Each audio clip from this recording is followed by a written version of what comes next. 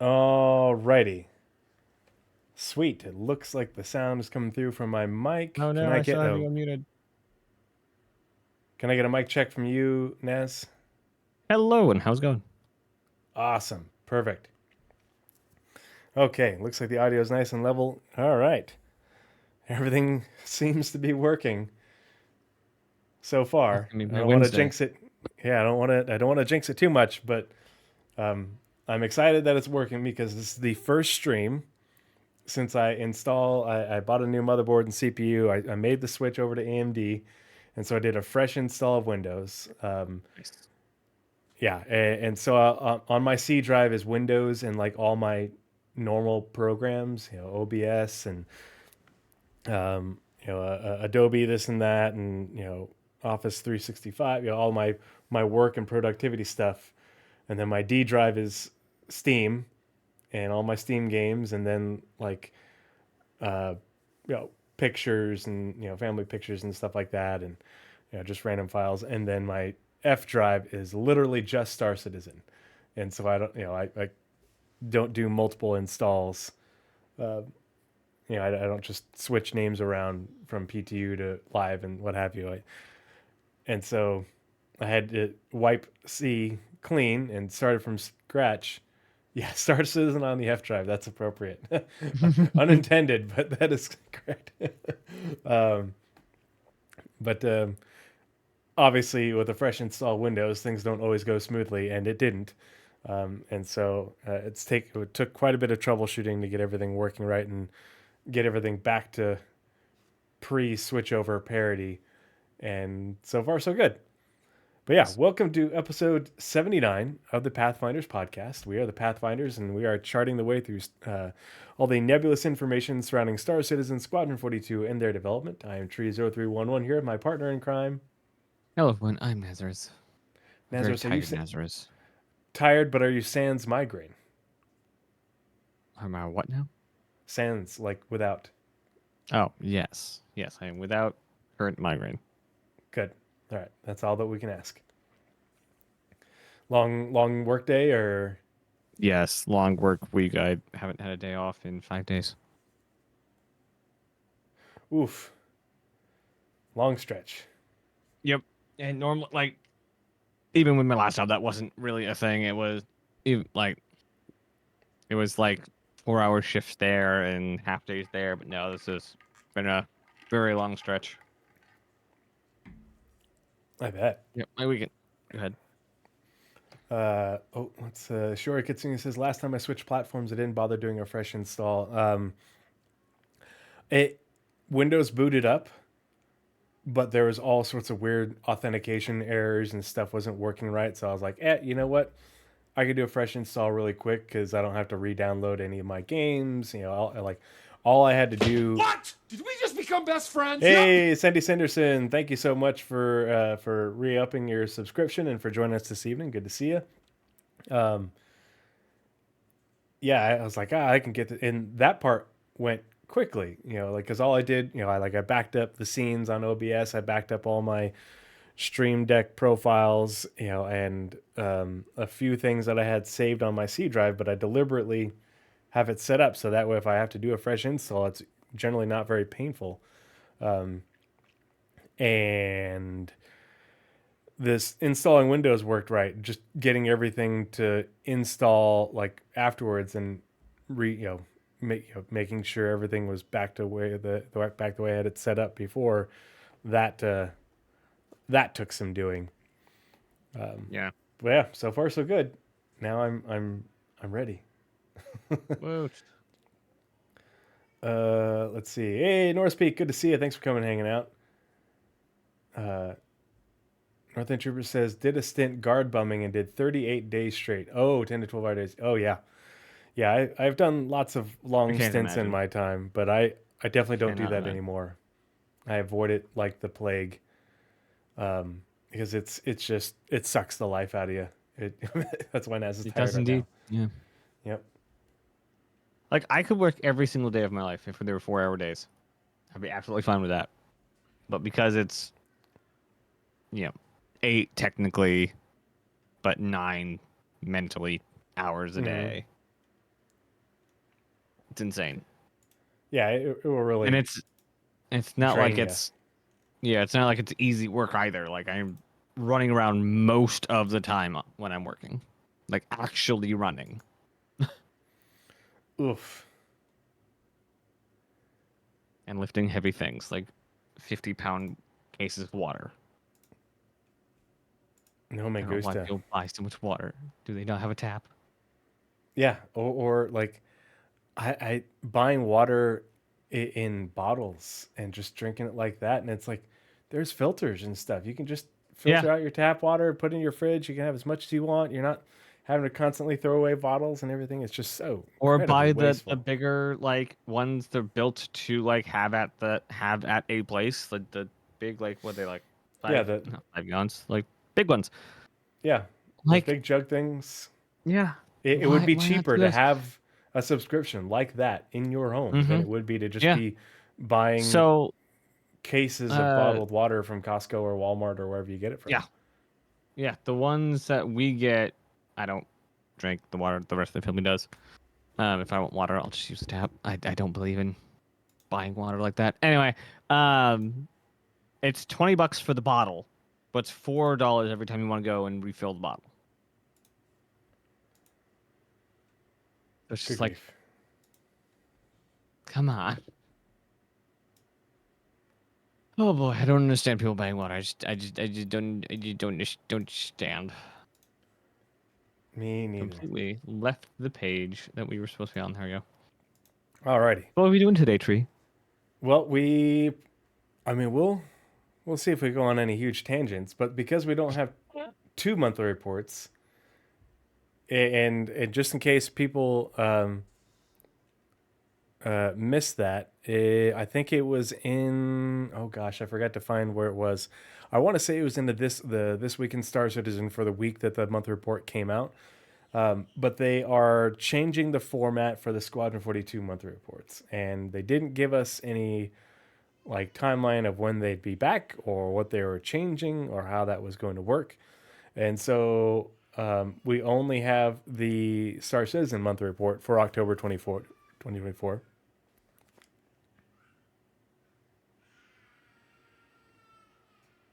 Hopefully you guys can hear my kid screaming in the background. Listening for faint cries of something going wrong. He's just not thrilled about bedtime routines right now.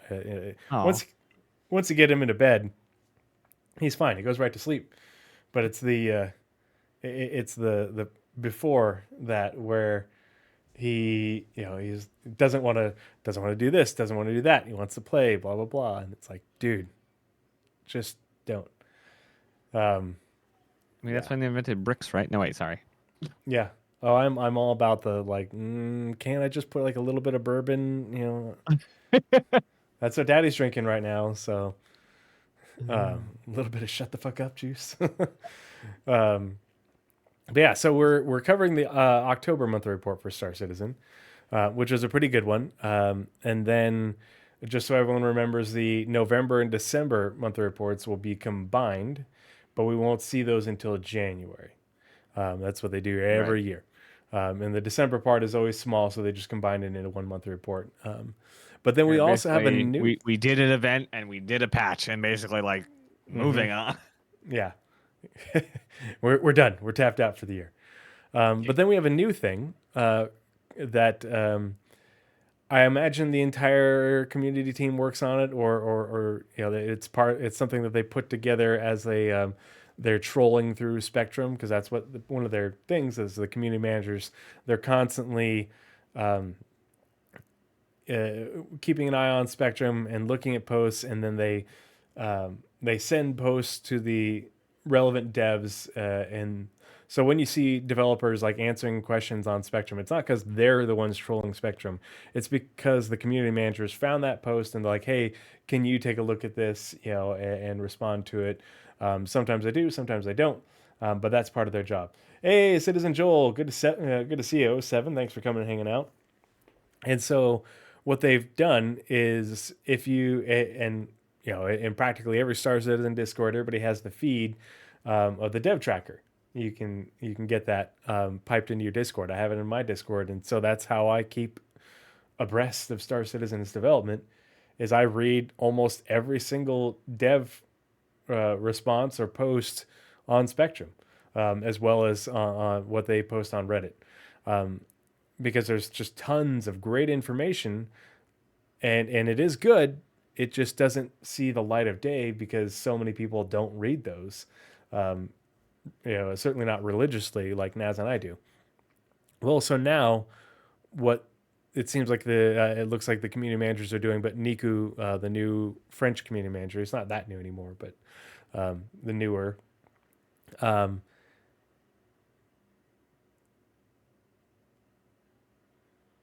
I did see the suspender guy post, and until someone can tell me, and it's a response to Dell in chat, but until somebody can tell me which dev that is, I don't believe it.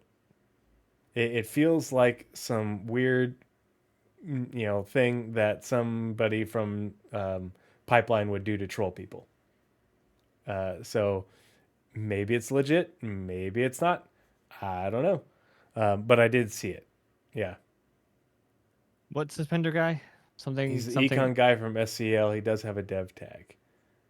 Well, it says CIG. It isn't dash CIG like every other CIG dev, like right there. Or here, I'll show you when we switch screens. And it's not yellow. So until it has that, Yeah, I'm if it's not dubious. yellow, then that's not a thing. Yeah. It needs to get corrected or something like that. But that's the when if somebody's if someone puts their name without the dash CIG, it's my spidey sense tingles and I'm like, what the fuck is that? But all the community managers cobble together a bunch of these responses regarding different things that are in development into one cohesive post. So we're going to read through that so that way everybody sees these things. We'll put the link in chat. The link will also be in the show notes if you're watching this later on YouTube. But it's a lot of really good information about things that like Naz and I are always on the hunt for information regarding Vulcan, global illumination, especially tech things and stuff like that. But there's a bunch of other good stuff in here. So we're going to take a look at that first before we jump into the monthly report. But before we do, Naz, you got any big plans? What have you been up to lately? Working. Actually. Working 9 to 5. And only then I'd see a little bit of daylight. Ta-da! Ooh, what do you got there? Finally have a laptop. Nice. Not a great one. It's a good one. Not a great one. Also popping for no good reason. This is now my streaming PC, and also basically half the games I can play. A laptop to work as your stream PC? Yes, because it will double as a away from the computer. Nice. It can do Space Engineers pretty darn well. It can't do Star Citizen above 10 frames. Kind of figured that one. I'm not spending $2,000 on a laptop to play Star Citizen. Okay, they did yellow them, but they didn't do the dash CIG. We'll take a look at that beforehand too. Sorry, please continue. But yeah, that's it. So Wednesday is the big setup because I haven't had it any time before that. Wednesday is the big setup and first stream with a stream PC and 4.0's out, so it's a perfect time to test it.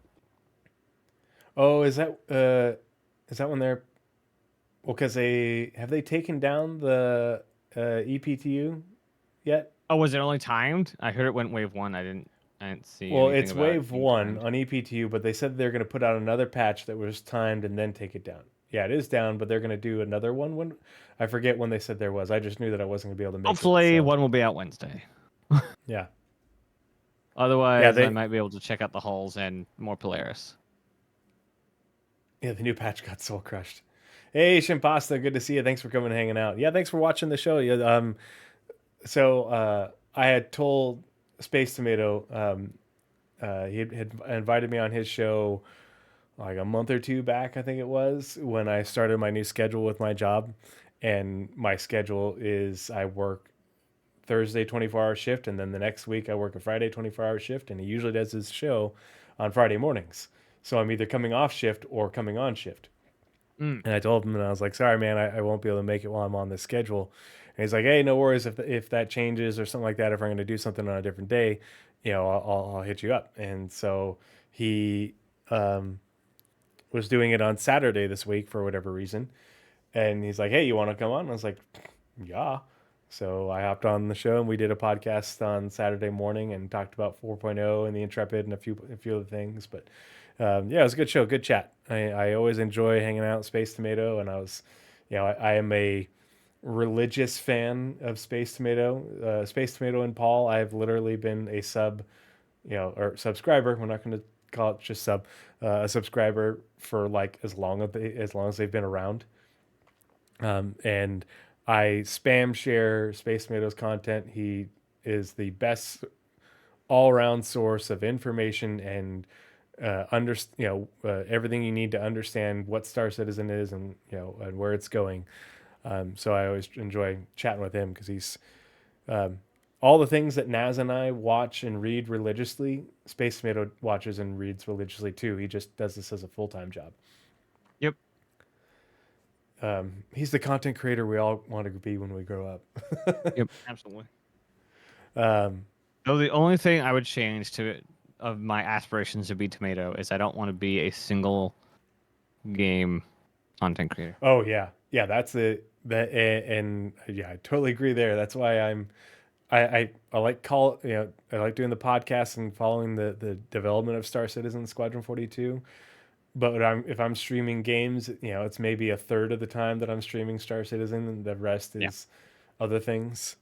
Yeah, like 'Cause he makes it look variety is good. easy and amazing, but like Mhm. I don't have that much attention span. Heck, Oh yeah, I didn't even play any of my main games last time I streamed it. Like normally I stream either Star Citizen, talking about Star Citizen, playing Star Citizen, or playing Space Engineers. This last stream I did, none of that. I played Anu. oh what's the it's Anno what's the number that they gave for the future one? So it's the second future one, so it's the 2205. Yeah, yep, yeah, that's a good one. I like that series.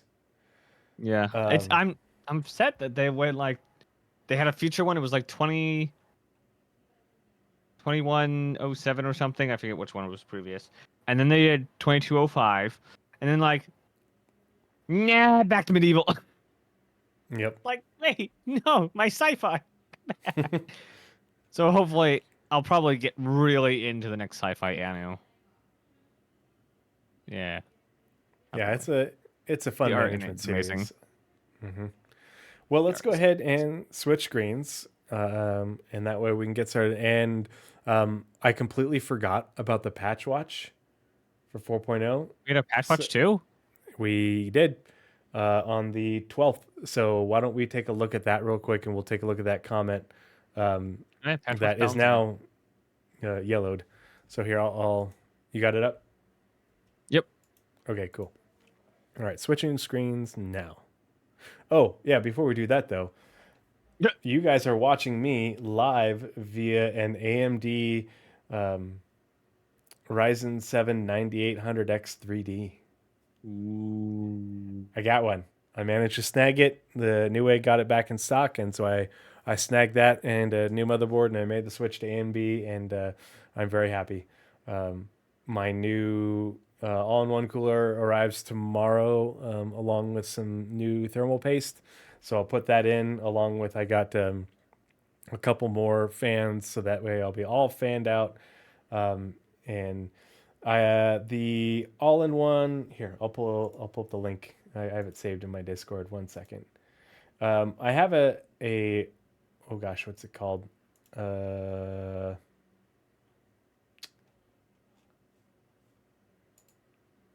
mm, mm, mm. Oh dang it! Yeah. I thought. There we go. Thread. Aha. Let's see where. There it is. Here's So while the you're link. looking for that, question for you and chat: would you consider 4.0 on the PTU a good enough for saying that they released 4.0 this year?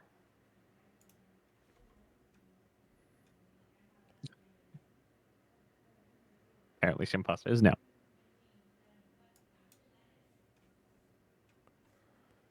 And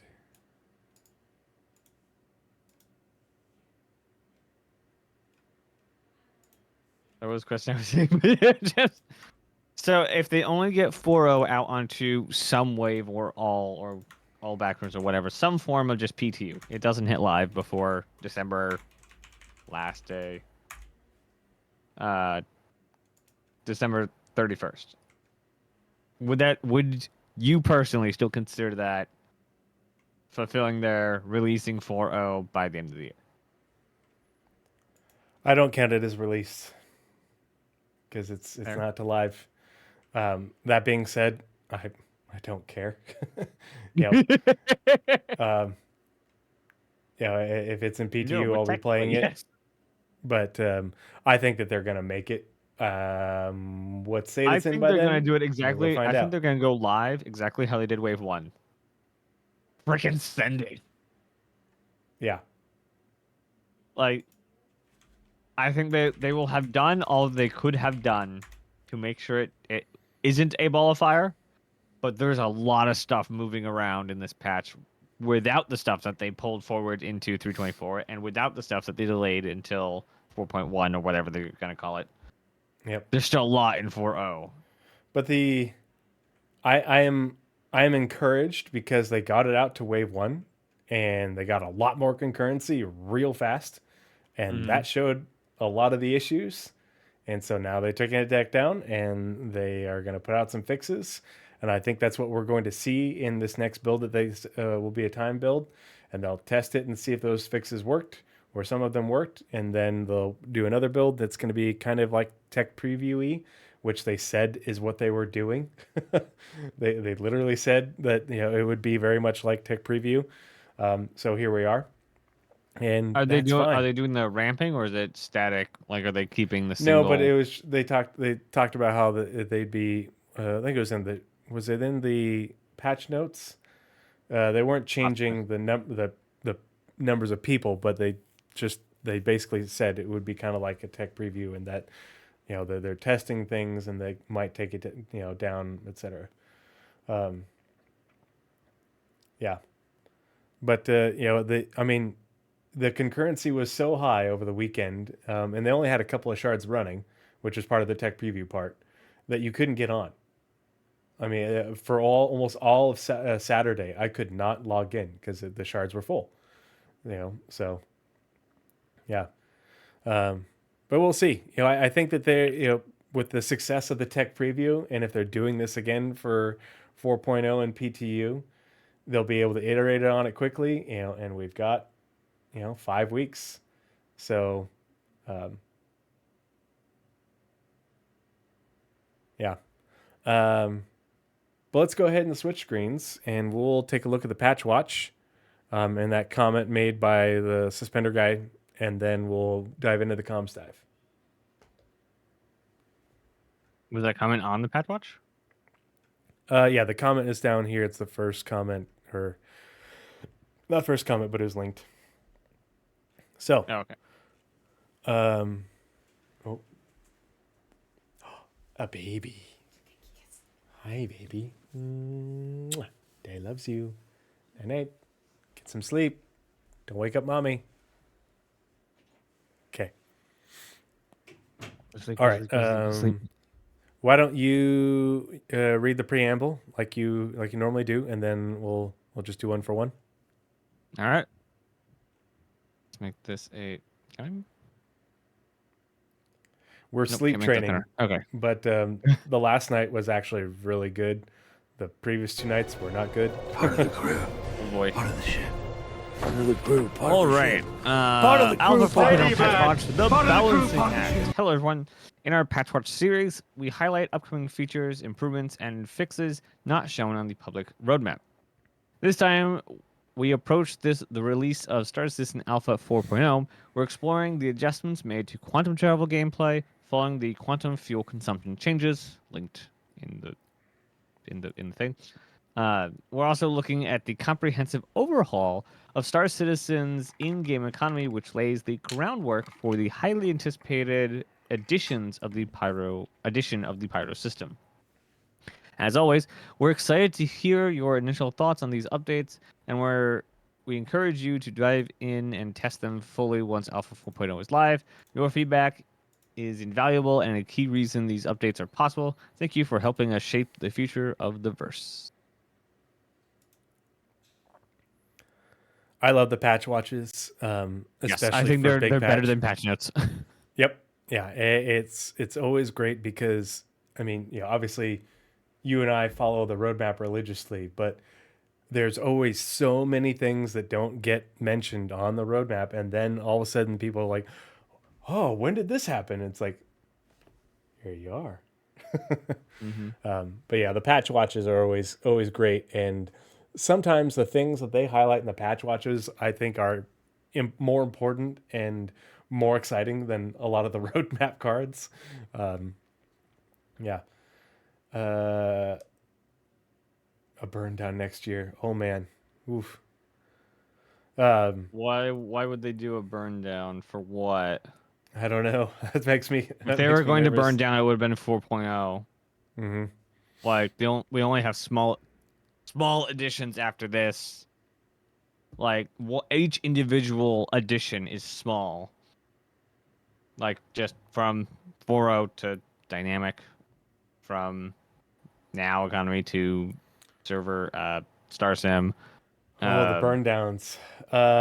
North End Trooper, do you wanna explain the burn down to Aether Drift? Oh It's God. the update version of the holiday live stream. Oh Jesus. Oh boy. All right, so It you was doing basically phone just travel? like, yeah. And actually, that's why I was really excited to read this one because this is a lot bigger than people realize. The burn downs were just basically like weekly updates, on the progress before the patch released. It just was. It was a lot when they've done it before. It just was such a long, drawn out thing. It was, yeah, it was It painful. was a weekly update of where the patch was. Yep, for months. And basically, yeah. It was basically like reading a monthly report on the patch every week. Yep. And if That people, sounds good, but when you're getting weekly updates, it ends up being the same thing again and again and again and again and again. oh, and people, like, it's crazy to me that people complain about the length of monthly reports now. Go back 10 years. Go back and read the monthly reports from like 2014 through 2016. They were so entire long. TED Talks. Yeah, Like, it was nuts. I have the original ones in the spreadsheet. Oh yeah, Like, I still reference those things because there's still relevant information in there. and they didn't do team information. It was studio, team information, video.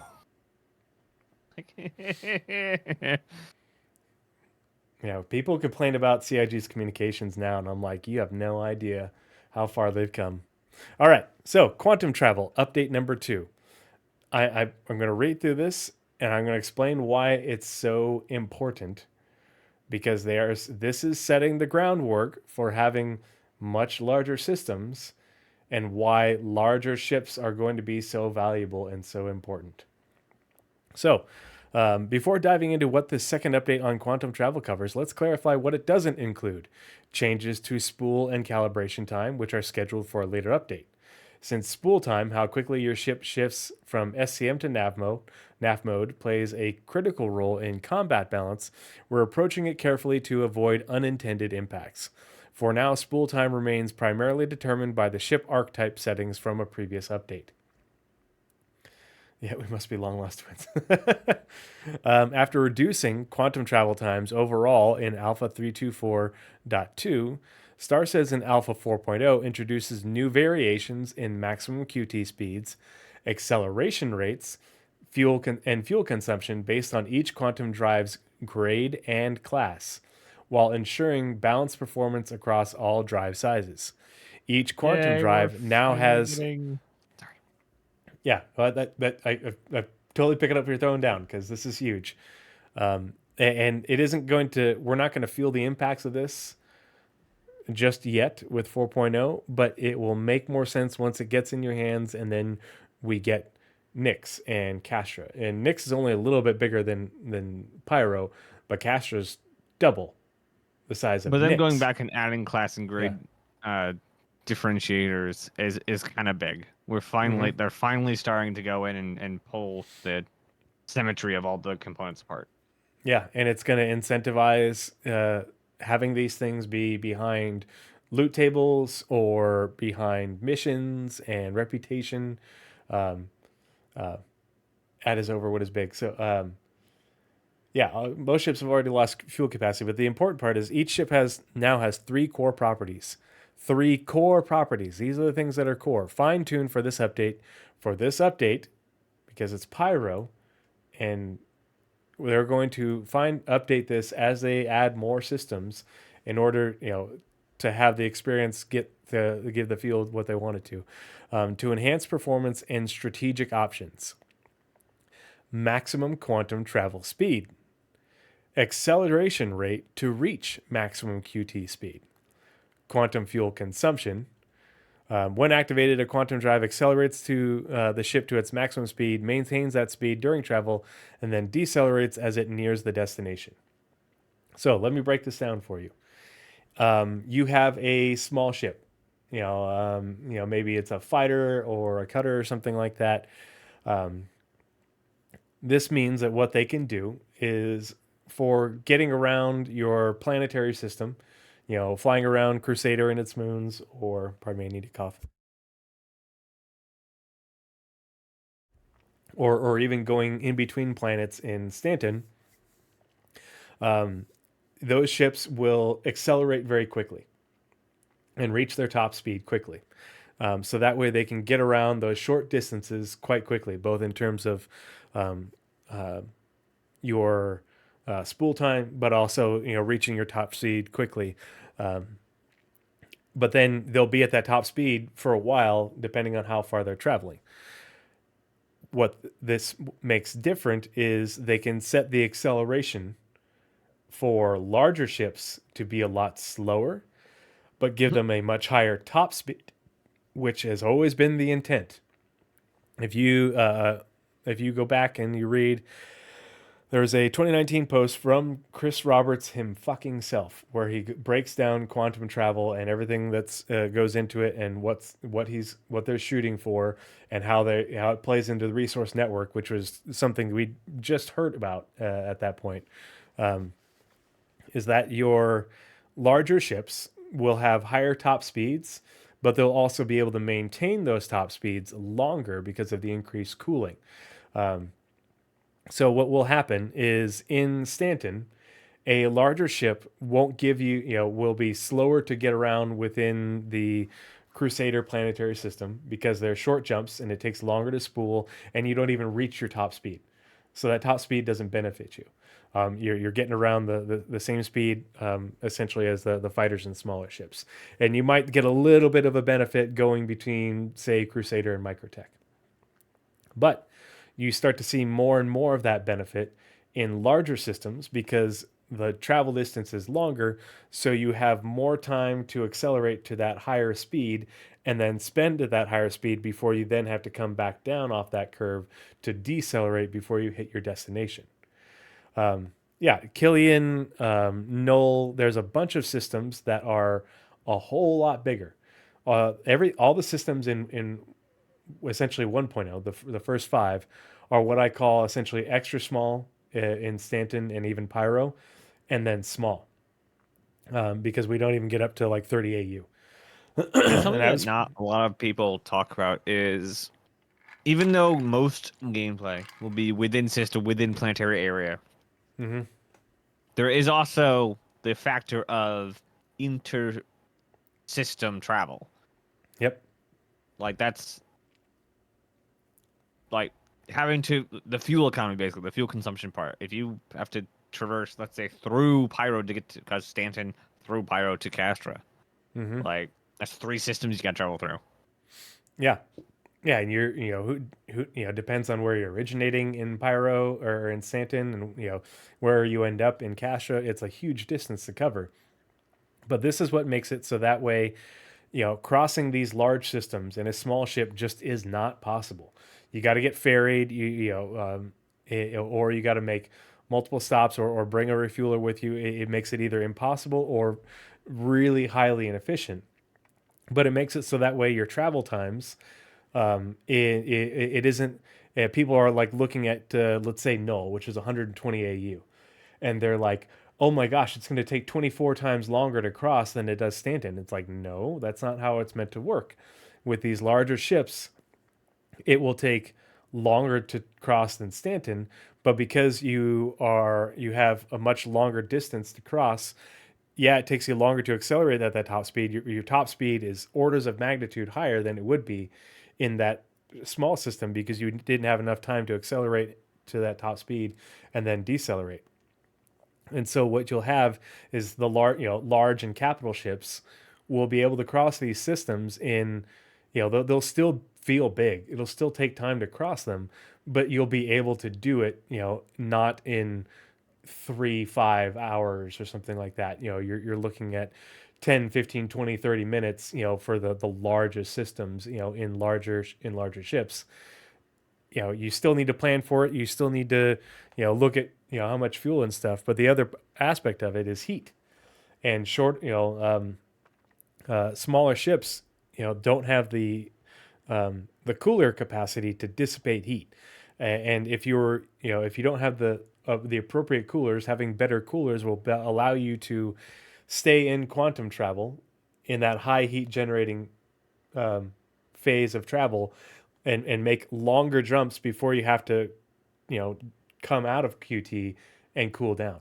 So, maybe you're crossing Null in a ship, and, you might have to make, you can do it on a single tank, but you might have to make 3 stops to let your, quantum drive cool down and then, start again.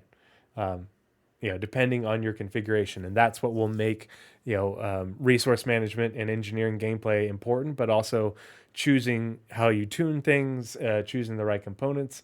It gives a lot of player agency in how you go about doing that. Depending on the size of systems you want to travel. Do you want to get across them quickly? If it's a smaller system, but then that means you have to stop more often in a larger system to cool down. There's a lot of options. But that's what allows for having these large and extra large systems, and then have them be traversable, but also give gameplay for people who want to do deep space exploration, who want to do long distance hauling, who want to go on these extended expeditions. That's gameplay for people. So this is the introduction of that, because we're getting Pyro, which is bigger than Stanton. But then Nyx is 11 AU right now, and Castra is 22. And I forget where Terra is, but it's like I want to say it's in the teens, or low 20s. It's a big system, or a bigger system as well. So, this is the beginning of those changes, and it'll make more sense. Yeah, there we go, 12 AU. It'll make more sense as we get Nyx and Castra. But even beyond 1.0, it'll make even more sense as we get even bigger systems that come after that. So if there was actually here, I'm going to, it's in my Discord, and I should have pinned it, but I'm going to, let's see. Open in browser so you guys can see it. So Jail updated this map, and this is a map of the universe based off of jumps from the 1.0 system. So here are the 1.0 systems in here, and here are the jumps from 1.0 systems, and it's color coded based off of their sort of alignment. But then if you want, you can use this map, and you can go in the star map, and you can see how big some of these other systems that will come after 1.0 are going to be in relation to what we have, and get an idea of why this is important. So that's all I have for for the quantum travel part. Naz, did you have any other thoughts before you read about the economy overhaul? No, I'm really excited to see it though. Yeah, for sure. Of course, the economy overhaul is 3 times the size of the quantum travel update. It's fine. It's fine. Yep. It's fine. It's fine. Everything's fine. Anyway, 4.0 economy overhaul. As mentioned, when introducing previous economy updates, keeping the in-game economy balance is crucial to ensuring a fair and enjoyable experience for everyone. This ongoing process requires careful adjustment, especially as we gear up to add Pyro, a high-risk, high-reward system. To support this, we're releasing a major overhaul of the in-game economy that will impact Holy almost every fuck. aspect of Star Citizen, providing a more cohesive and sustainable framework for your journey through the verse. What happened? Zero Holy- State just oh, raided boy. with a party of 548. Mother of God, that's the biggest raid I've ever gotten. Hey, Zero State, thanks so much for the know that many humongous people existed. raid. That is just ridiculous. Thank you so much for the support. I hope you had a great stream. I'm Ow. sorry I couldn't make it out to CitizenCon this year, but I was really glad to meet you last year. Part of the ship. Oh Part of the boy, crew, part of the ship. hold on. Part of the crew. Shout out. Lady man, part of the crew. And now you're gonna have the next half an hour of follows. Part of the crew. Okay, the Twitch counter is at 599. We need one more Part of the person. crew, part of the Lady ship. man, part of the crew. Part of the ship. If you don't already follow Zero State, follow Zero Part of the State. crew. Oh boy. Part of the ship. Part of the crew, part of the ship. Part of the crew, part of the Lady ship. man, part of the crew. Part of the ship. I'm a bad streamer and I never. Part of the ship. Part of the crew, part of the ship. Oh dear. Part of the crew, part of the Lady ship. man, part of the crew. Part of the Well, ship. now would be a perfect time to do your stack up spiel. Yeah, I was waiting for the finish. I really appreciate Oh, the that's not follows. gonna finish. I'm a bad streamer, and I forgot. I still haven't gotten around to finding a way to turn those off when I get raided. But I really appreciate the supports. Thank you so much for the huge raid, Zero State. I hope you had a great stream. And I love your content, and I'm a big fan. So I really appreciate it. So welcome everybody from Zero State Stream. Welcome to the Pathfinders podcast. I'm Tree0311 here with my partner in crime, Nazeris. And we cover, on this podcast, we follow Star Citizen and Squadron 42's development. So today we are looking at the Patch Watch, the Alpha 4.0 Patch Watch. And we're about to read the economy overhaul section. And then we're going to follow that up, taking a look at the comms dive from November 8th that was posted by Niku, one of the community managers, so looking at a bunch of the commentary from devs about a whole bunch of different topics. And then we're going to check out the October monthly report and just the PU one, because there isn't one for Squadron 42 this month. They're updating the format, I guess.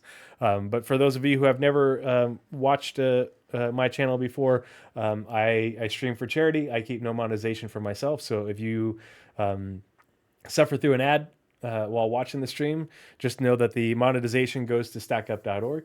And if you decide to subscribe, that money goes to StackUp subscribe as well. Part of the crew. Part of There the we ship. go. Part of the crew, part of the ship. Part of the crew, part of the Lady ship. man, part of the crew. Part of the ship. And I'll put the link in chat, and so you can learn about StackUp if you'd want to. But it's a charity for veterans and active duty members, connecting them with gaming communities to combat PTSD and veteran suicide. So Now let's you see. are the second highest streamer on the category, only Holy behind shit. Burke Black, Mother of God. which is currently not streaming Star Citizen. That's okay. I know a lot, and I know the podcast format isn't the content for a lot of people, but I hope a bunch of you guys will hang out and go over some of this information. It's a lot of good stuff with us, and that you might join us again some other time. But let's keep going, and we will. Okay, time for the tap dancing segment. But yeah, let's keep the information rolling. We're on a roll here. All right. We started with the ship cargo manifest balancing, taking steps to address the most extreme cases. For example, finding a hull sea full of Widow can happen, but will be a rarity, bringing us closer to the balanced trade system we envisioned. Terrifying. Next, we rebalance the prices for vehicle components and consumable weapons. For example, missiles and bombs are now significantly more expensive to better reflect their power. AKA, dropping bombs is going to cost you an Aurora. Make each deployment of your A2 count, as the power of a Moab now comes with an investment that matches the immense destructive force. We also rebalance quantum and hydrogen fuel prices to account for the quantum travel adjustments mentioned above. These updates are designed to create a more authentic experience, especially for all you long-distance cargo haulers out there. They really are pushing the cargo in this, in the wording. Yeah, well, and I like the verbiage of the authentic experience, Yes. because it's not just for the cargo haulers, but if you're doing combat, it's going to cost you more to use those high cost ordinances. Fuel costs are going to go up relative to those quantum travel updates. So we're starting to get more of a feel of what the game is going to be. And we'll see how this plays out, because it's one of those things where whenever they've tried to do this before, or have done some of this before, people have railed against it because of the stability of the game. But CIG is, with server meshing and going forward, they anticipate stability to start to get better and reliability with the back end. And they're also basically like saying, hey, we have to get to the 1.0 vision. It's gonna be rough. It's gonna not exactly line up. But with the services and stuff, like a crash of something isn't like a reset, or will be less and less often where that causes you to reset your mission, reset your where you are in your play session. You'll be more and more often able to pick up where you left off, and that's what they're going for. Is like, hey, this is intended to give you the feel for what the game is going to be.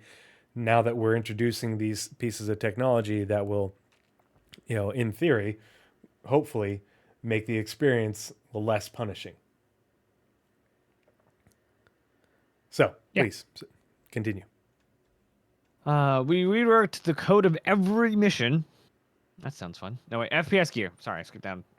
FPS gear receives similar treatment with price adjustments, and also touching on ammo, weapon attachments, and consumables. Part of the crew, part of the ship. Part of the crew, part Like of the ship. food, drink, and medical supplies, ensuring these essentials fit the overall economy balance, which is another word to say authentic experience. Shit's getting expensive. Yep, and I'm here for it. Mm-hmm. No longer do you walk into and then buy thousands of things. I also want them to add like a spoilage timer or something for keeping foodstuffs in proper climates. And if you don't put it timer. if you don't put it in the fridge in your ship, you just carry it around in your backpack, and eventually it goes bad. Yeah, like I can buy a watermelon and have it for years currently. Like it's because it's a GMO, but 30th century. They last forever now. Yep. But bread though, bread hasn't changed. You can also buy sandwiches and they stay just as long. Yep. Like you can pick wild fruits. Anyway, I'm ranting. Anyway, we reworked the code of every mission, old and new, to align with our updated effort versus reward mechanic, ensuring a balanced experience across the board. This also covers special in-game events, which will offer a higher reward compared to regular missions. So they're incentivizing people to do the in-game events. I'm really excited with adding the effort versus reward mechanic to other missions to give again the authentic bit, because all the old legacy missions were just not priced well given the amount of effort and time spent, and I feel like the cargo missions are authentic in that experience, for what they're setting up right now, and I'm hopeful that the this will be a good refresh for the legacy missions that don't give you that. Yeah. I hope that they have the effort versus reward system tied to other things, so when they change other things, it dynamically changes the mission payout. Because if they're making fuel more expensive, food more expensive, Mm-hmm. components more expensive, ships more expensive, taking your ship out of the hangar will be more expensive. There go you when you Yeah. pull out or when Well, you take a mission, you will want a higher payout for it. that is part of the effort part. Because I just don't know if the fuel it's dynamic effort or if it is pre-baked effort. as far as I know, it's pre-baked based off of the economy for the patch. If that makes sense. Makes sense. Yeah, it makes sense. Basically, just they have to. It's gonna be a lot of work to do until they can find a way to make that system dynamic. Yeah. and basically Well, and feed it back into Star Sim. the effort versus reward part is an algorithm that Mhm. will eventually feed into, take data from Star Sim, or be a algorithm within StarSim to generate the reward based off of changes in fuel prices, the changes in repair, threat, that sort of stuff. So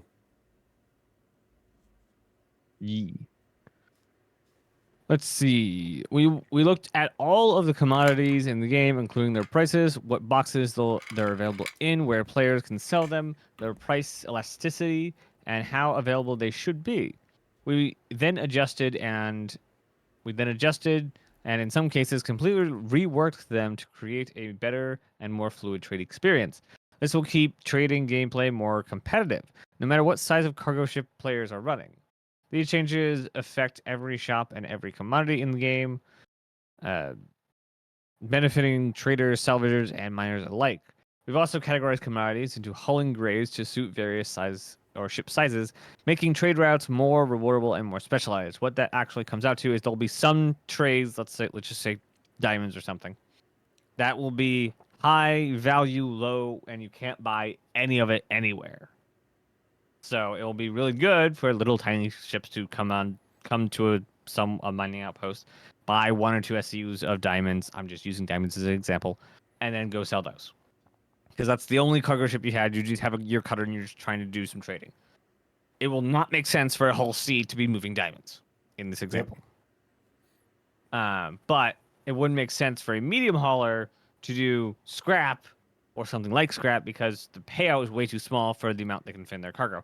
Whole seas are great for moving scrap because even though the margin is so small and the cost to fill the whole sea is so small, that times 4,000 plus cargo ends up being a decent payout, even bigger than you could get with the highest value in the medium cargo ship. Yep. And this will play into like the new commodities in Pyro, and that things that you can get at some of the new outposts. So that way, the reward will help mitigate some of the risk, but there will be a lot more risk. Based off of, you can only get this stuff in Pyro, but then the only people who are buying it are back in Stanton, so you got to run the gauntlet, and people thought that was bad in Stanton, with piracy and pirates, essentially camping certain trade routes. So we'll just wait until there's, yeah, you get the picture. Yep. And price elasticity is how high or low it can fluctuate. So if, let's say, all cargo haulers are at, I want to say it's Bezdek. I think it's Bezdek. One of the outposts on Hurston buying up all the Laranite. Well, the price goes up a bit. And if nobody's moving any boxes of whatever cargo, it will drop the price. So that is price elasticity, where it can fluctuate from and to. Mm-hmm. Yeah, I can't wait for transient jump points, but I think it's going to be a little bit. Yeah, I don't think it will be post 1.0 just because. Yeah, no, it's there. It's not. It shouldn't be that hard to actually just plunk in. It just depends on what team has what time. They definitely won't do it until after radar and scanning. Yeah, which is soon, but we don't know how soon. Yep. All right. Let's see. The list of rentable ships was also updated. For example, the Bennu Defender and the Misk Hull. The Misk Freelancer Max. I don't know why the Defender wasn't rentable, but Misk Freelancer, a Freelancer Max. I read that Freelancer. Yeah, Misk Freelancer Max. Woot. Good, because I really like renting that ship. I don't like owning that ship, but I like renting the ship. Every like other weekend I'll rent a Freelancer. For Pyro, we focus on a high risk, high reward concept with new minables and unique rewards within contested zones. Pyro outposts are now filled with contextual items suited to the harsh environments, along with rare items that those brave enough to explore the system's most dangerous reaches, for those who are brave enough to explore the most dangerous reaches. This includes a new Pico knife holder For Okay. your kitchen in your ship. like a penguin that holds a knife. Yeah. Your penguin knife block. Okay. Awfully, it'll probably be awfully morbid. Hey, Victoria, good to see. Victoria, good to see No, you. I want somebody to just replace, take the one that holds the snowboard, remove the snowboard, put a knife in his hand. Ah, okay. Yeah, so it looks like he's here to cut you. Exactly. Yeah. Yeah, and 'Cause give him like everyone knows the he goes to angry war criminal. eyebrows. Yes. Let's see. And the last one, we made all these changes because our goal is to keep progress wipes to minimum after this update, as I've said with the previous updates. That's why we're adjusting the economy to keep things balanced and engaging for the long haul is essential. We want our journey to feel rewarding every step of the way. So when Alpha 4.0 drops, dive in, play, trade, move those valuable goods, and let us know what you think of the new adjustments. We're excited to hear your feedback. I don't know if that means they are planning a wipe for 4.0. I wouldn't be shocked, but I also wouldn't like it. But yeah, if they can, they've said a couple years ago, because they can wipe individual accounts and reset specific things on specific people's accounts, we haven't needed a complete wipe. Yeah, I think Haven't needed it. it'll probably just be a partial, like a UEC wipe. UEC and maybe like the consumables type wipe. Yeah, that happens every patch. So Yeah, but we'll see what what all they wipe. I think some form of wipe is definitely going to happen, but the extent of it we won't know until we know for certain. And I haven't seen any confirmation. If anyone else has seen anything different, let me know. Drop a link in chat. So this is a comment that has been getting thrown around that was in the thread below this from Suspenderman CIG, and he's one of the devs, apparently one of the econ guys that presented at CitizenCon. So let's see. Wonder if I want to see what it was in reply to. I hate that you can't click that like on Reddit and see what it was replying to.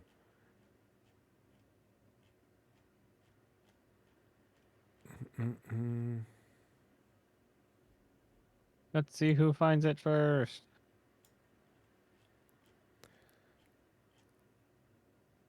Oh, see, like there he is there, not yellow. Wonder if the search will work. Spender. Found Vertigo. What the heck? Oh, That's a it Vertigo, actually. Must be buried in one of the comments. Let's see. Oh, yeah, you can just do a better search. But it won't. It will still nest it, though. Yeah, it must be. It's a nested comment somewhere. So, C Daddy says Suspender Man is our lead economy designer. Well, then tell him to put a dash in his name like everybody else. He wasn't yellow until they made that yellow, and he's got another comment in there that isn't yellow, but he doesn't have a dash.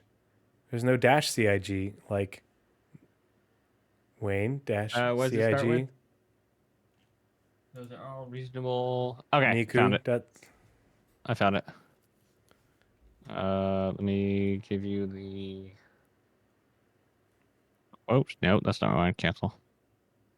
Link. There we go. Permalink. Here is the. Aceman says there was a mention of them needing new economy data and that a wipe would support them having true baseline data. And that makes perfect sense. Here we go. That should be the top one. And it should filter down from there. Ta-da! Let's see. So someone says, I have to reply to this wipe nonsense as always. If you want to start fresh, then make a new account. Leave us players that boy. don't spend entire life in game alone. Oh, shut the hell up. It's an alpha. It's still an alpha. Everything's got to get wiped before we go to live anyway. It doesn't matter. It's even if you don't live in the game. Having an extreme opinion either direction is useless at this point. I don't get that. I have a career and a half. I'm married. I have a house. I have 3 small children. I still have no problems making money with how much I play. Like, good grief. Is that?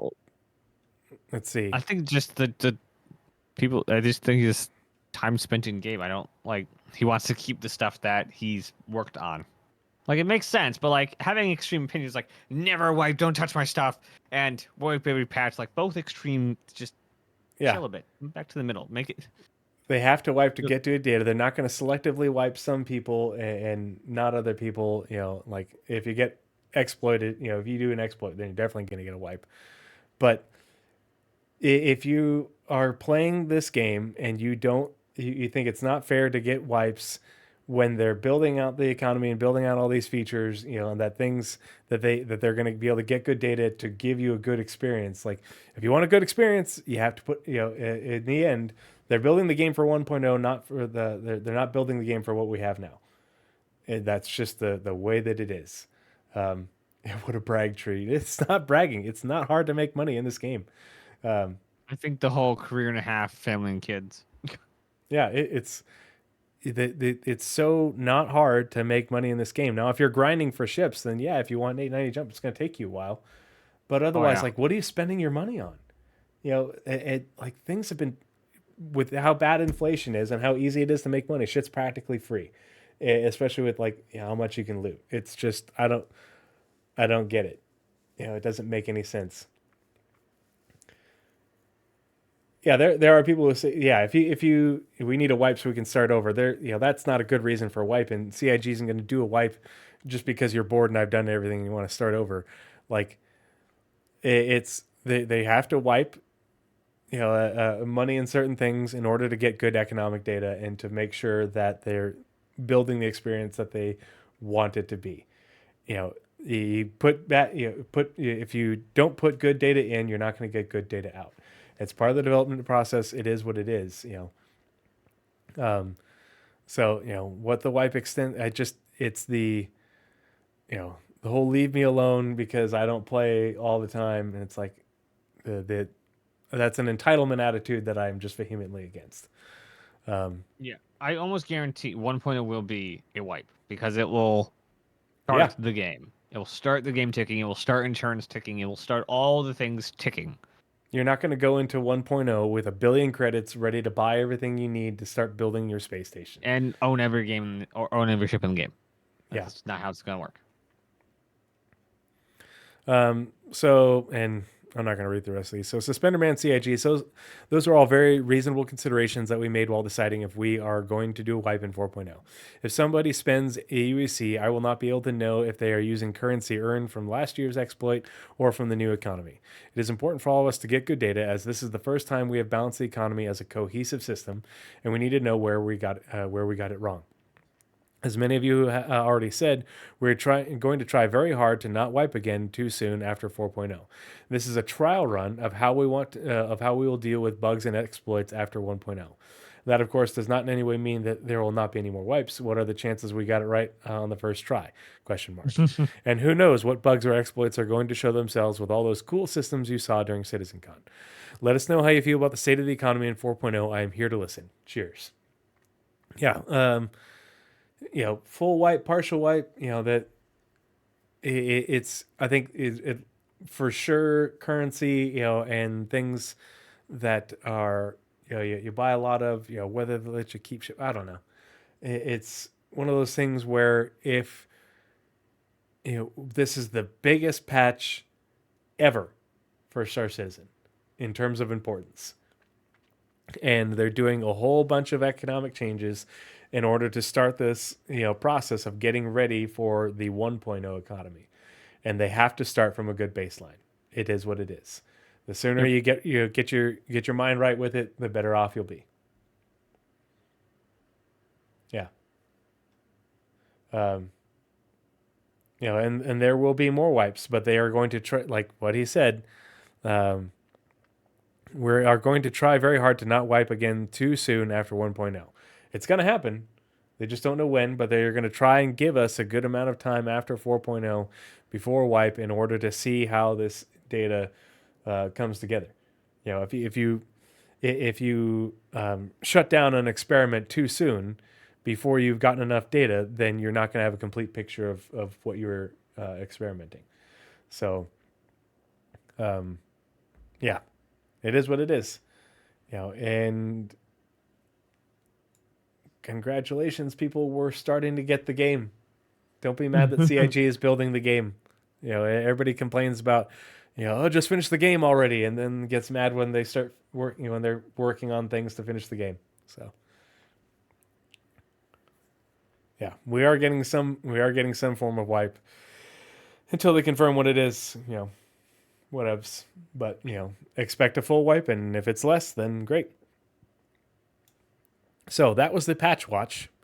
Let's continue on to the comms dive. Comms dive. Another Nazeris long ones.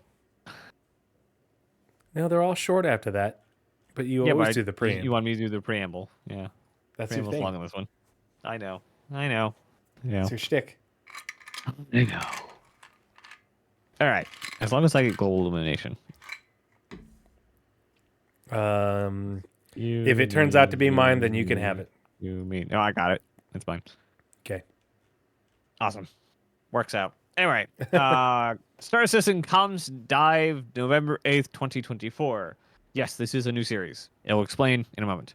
Hi, everyone. Over the years, the community team has worked to be your voice within CIG, along with awesome folks on the player experience team, ensuring your sentiment, feedback, and ideas reach the right teams loud and clear. This also involves hunting down info and providing direct updates to you, whether through Spectrum posts, support articles, monthly reports, or an episode of Inside Star Citizen, or ISC. That's how features like Patch Watch come to be, offering a closer look at updates that might not appear on the public roadmap. However, Patch Watch focuses on patch-specific deliverables, and we see plenty of opportunity to extend this to more general topics.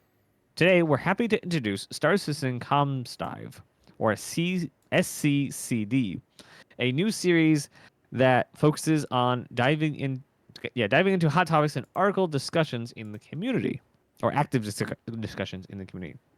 Much like the Patch Watch, this series won't follow a fixed schedule, but will drop when we have something relevant to share.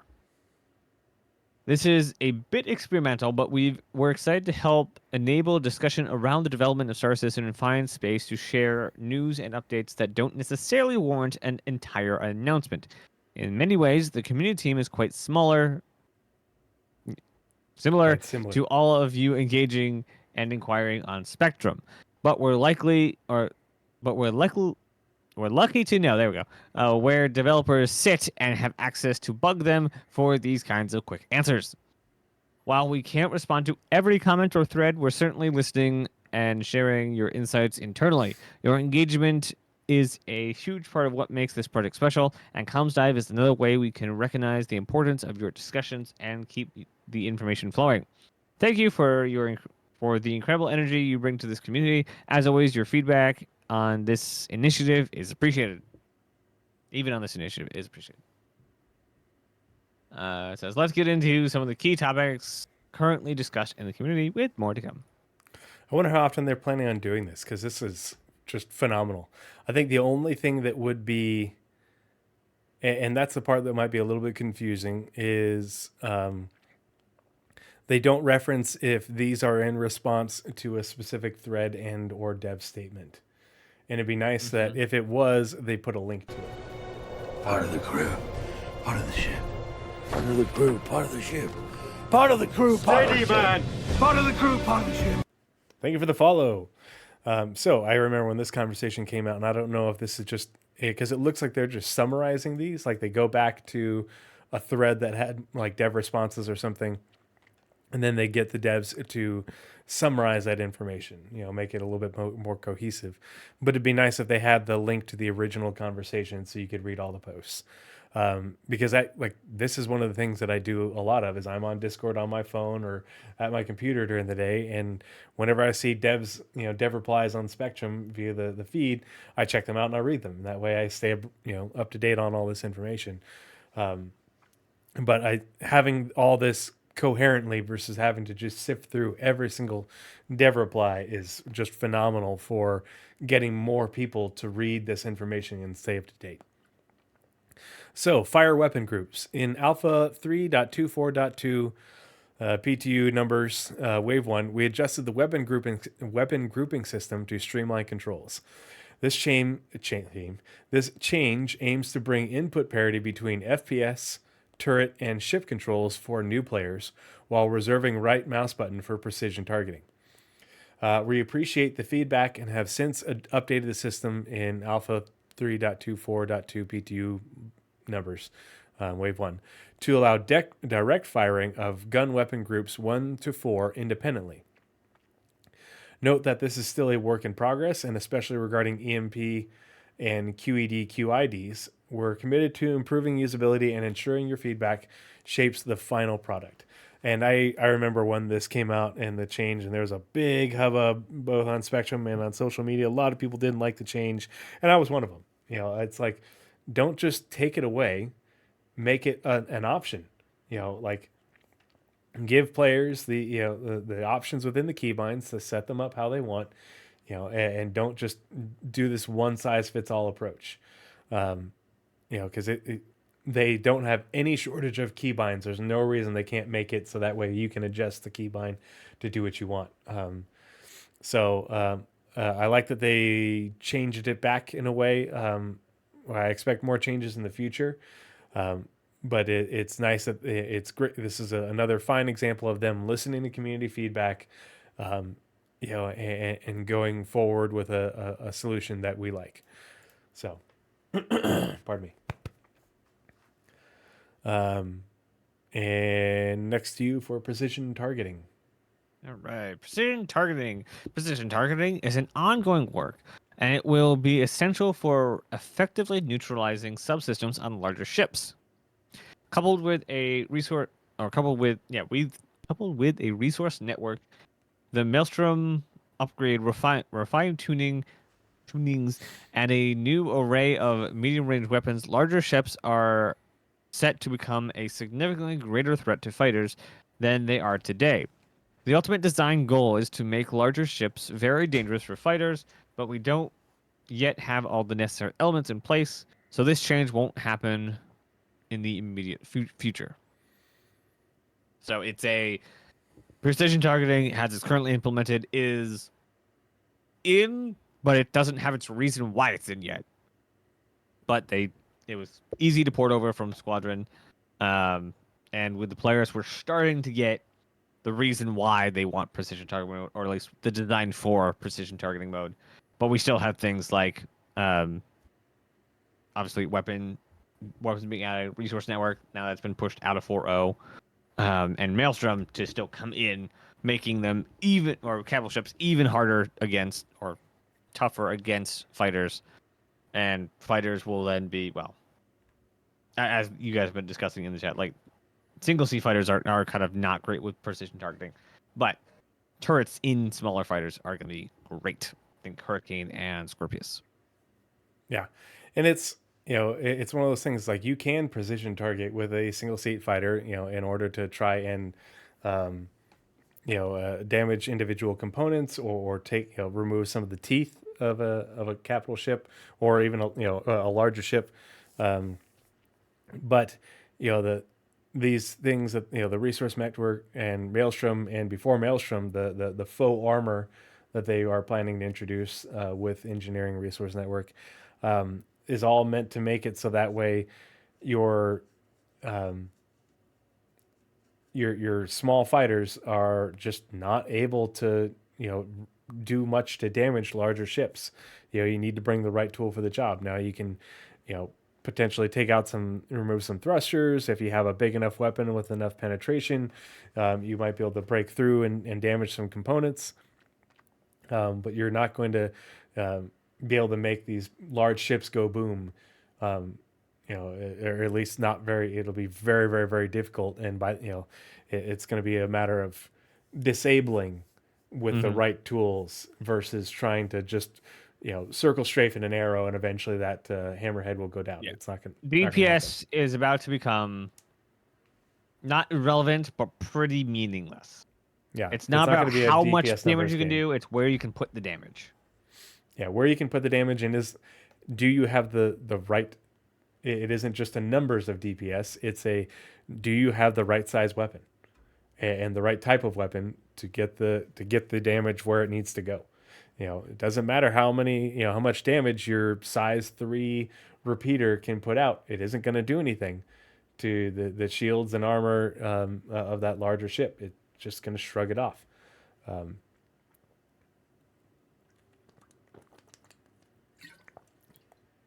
So that was precision targeting. Now, cave exploration and 3D maps. This had me so excited when it came out, and I can't wait for the additions going forward with radar and scanning, because it's a holistic system. It's not just for FPS or ships.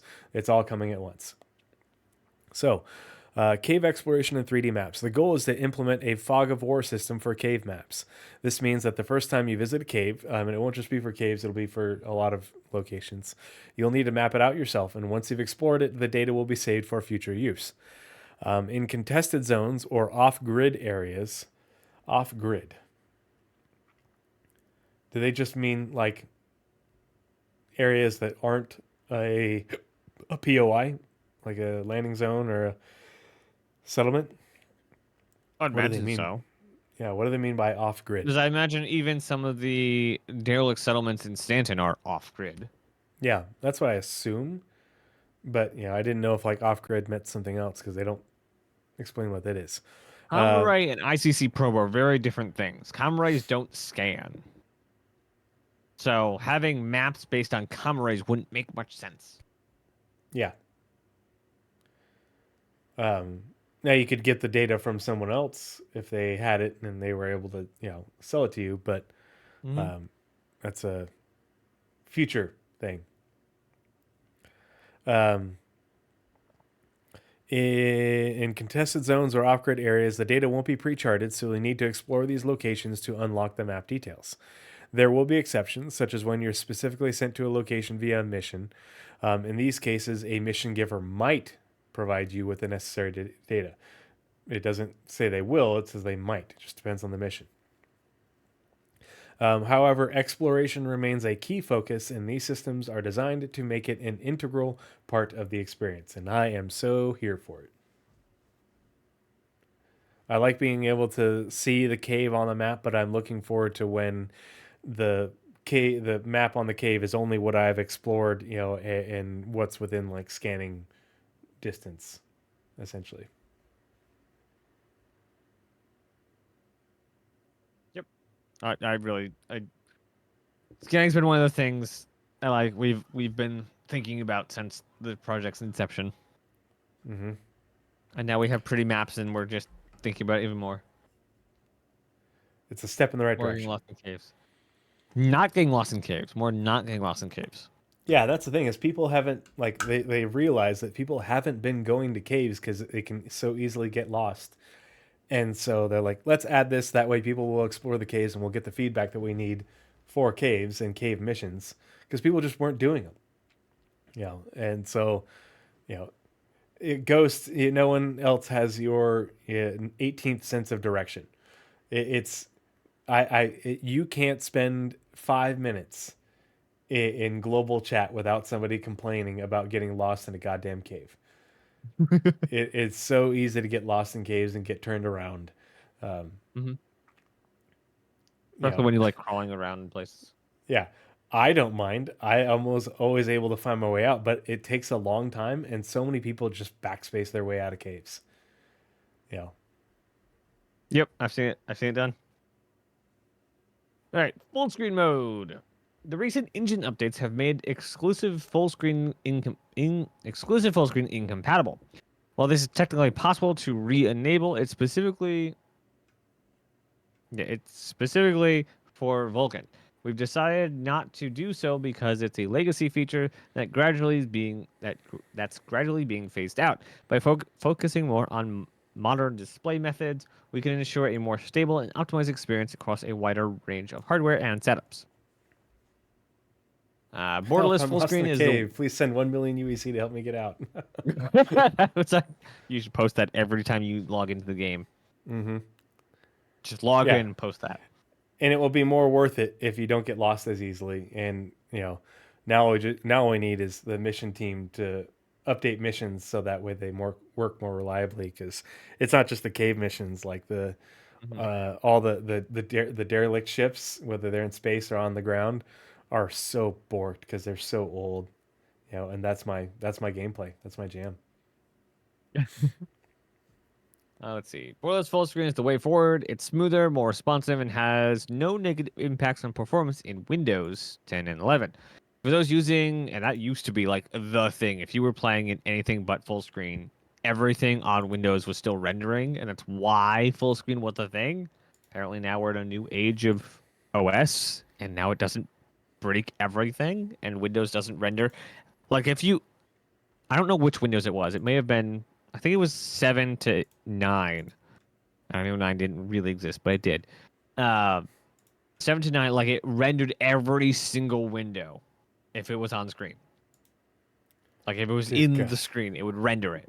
So if you were playing in not full screen mode, it would render your full screen display as long as it took up your whole screen, and every single window in full res behind that screen.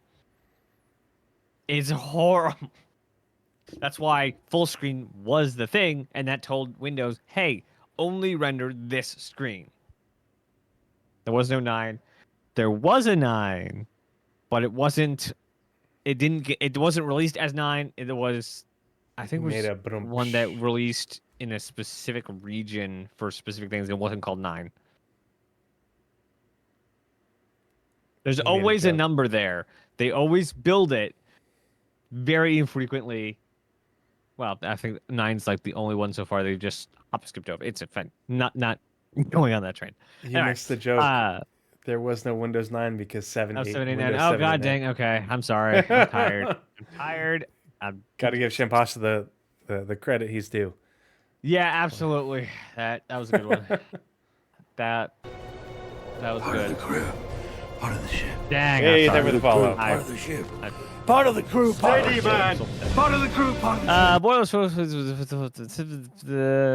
ship. For those using exclusive full screen to play in low resolutions, we've implemented a solution to do the same in borderless mode.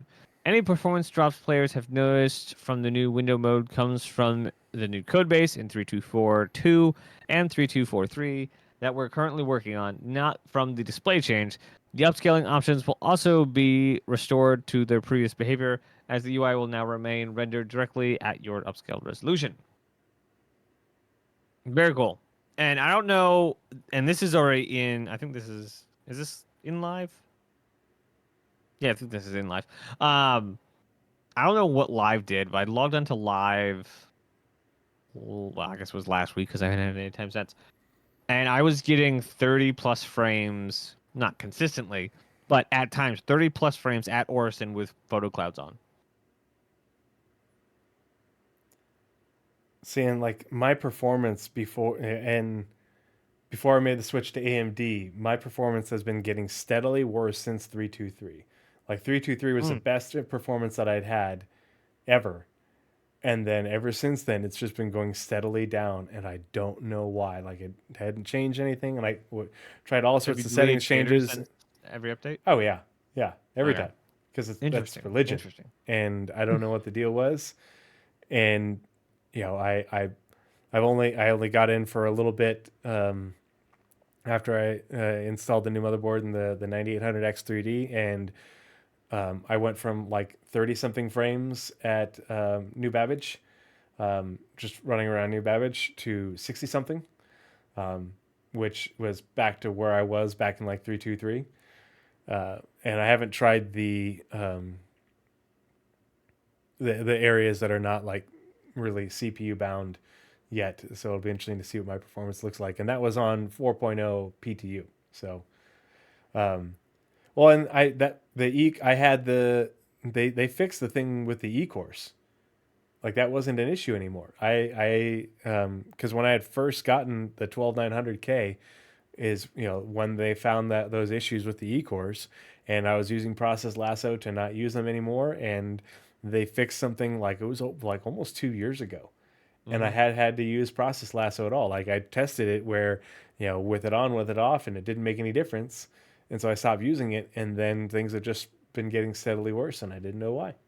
And it wasn't due to, I turned the E-core, I used the Process Lasso to tell it to not use the E-cores anymore, save those for Windows, and nothing changed. I just couldn't get the game to run in 324 since the way it was in 323 or even 2.2 and .21.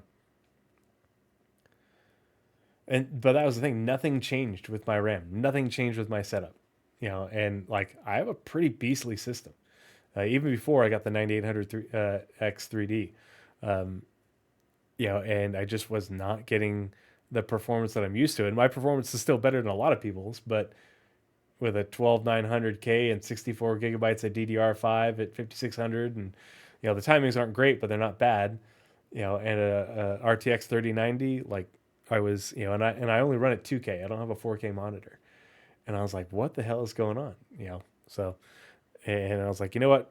I was pissed off at Intel. I was ready, I was going to make the jump anyway, because I had bought my motherboard to be ready to go to 12th, from 12th to 14th or later gen. And Intel is just like, oh, let's torpedo our entire company. And so I'm like, all right, bye.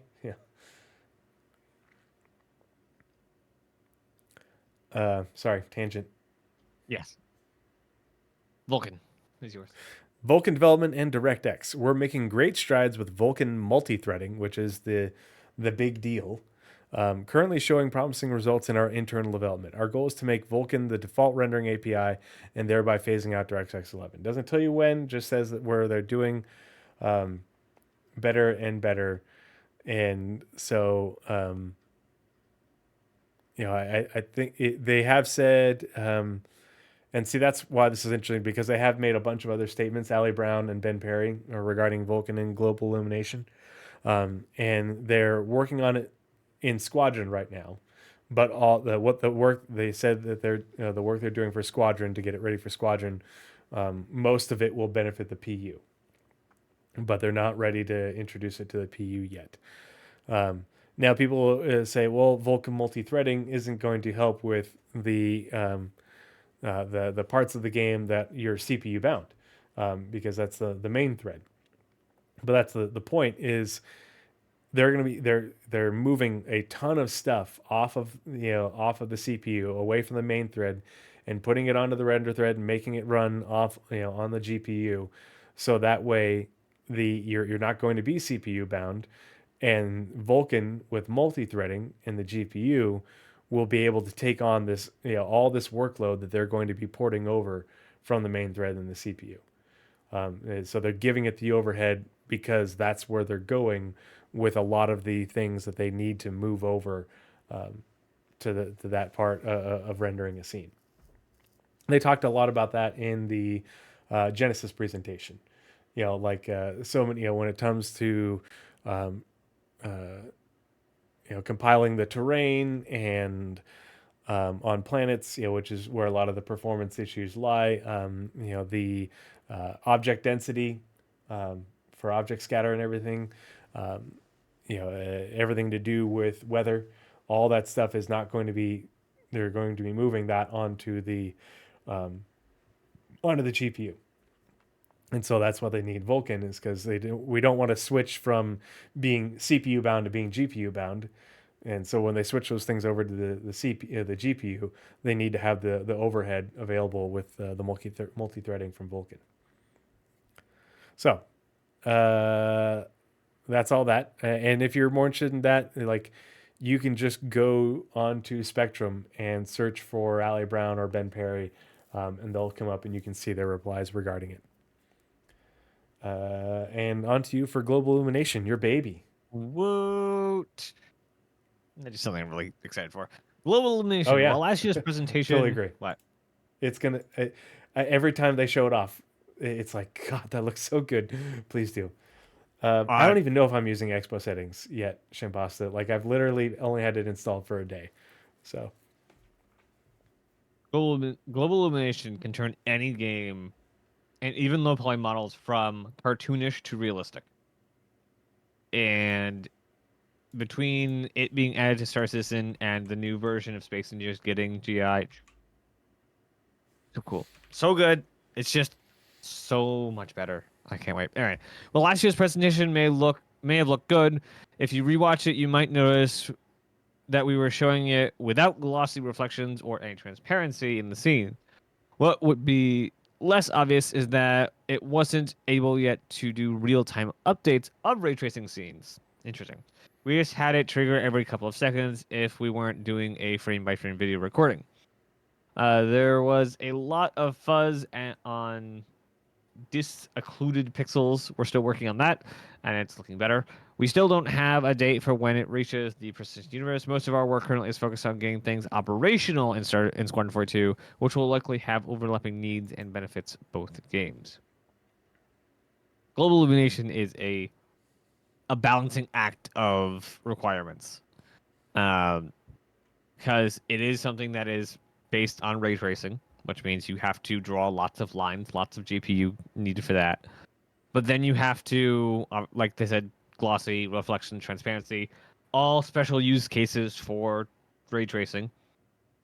So GI, reflections, transparency, and glossy are basically the four horsemen of ray tracing. And they seem to be trying to solve all of them, not just global illumination. They're kind of rolling it all into global illumination. But on top of that, you then need to figure out stuff with like emissive surfaces or dynamic surfaces or dynamic lights. And then on top of all of those things, you also need to, because there's no computer on Earth that can real-time ray trace an entire screen. That is too many ray traces. Not a thing currently. So you, let's say, do 10% of the ray traces and then use DLSS to fudge the numbers in between. And that is denoising. So they have to play the greatest balancing act of all time with all of these systems to not melt your computer.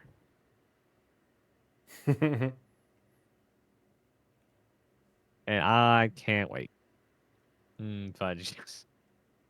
That's what they put between the CPU and the cooler, right?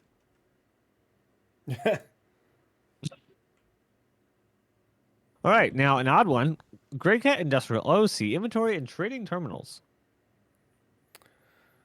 All right. So, and none of these questions talk about hand mining.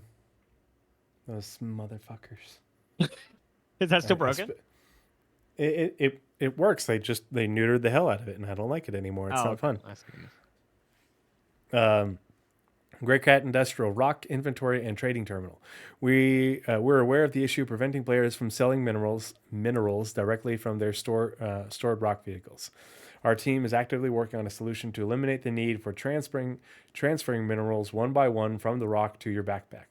Once this is resolved, you'll be able to manage these transfers using freight elevators. We'll keep you updated as more details become available, but we're looking forward to making this a bit more user-friendly and intuitive. But what about hand mining? Yeah. Give it back. I want what we had back. Don't take it away if you're not ready to replace it with what we had. I don't care if it's simplified or whatever.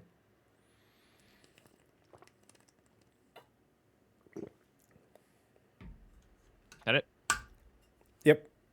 All right. Mining pods and freight Mining elevators. pods. Yes, mining pods and freight elevators. Exciting improvements are coming soon that will make teams mining and refining much smoother. Team mining and refining much smoother. Very cool. You'll also soon be able to make mining pods.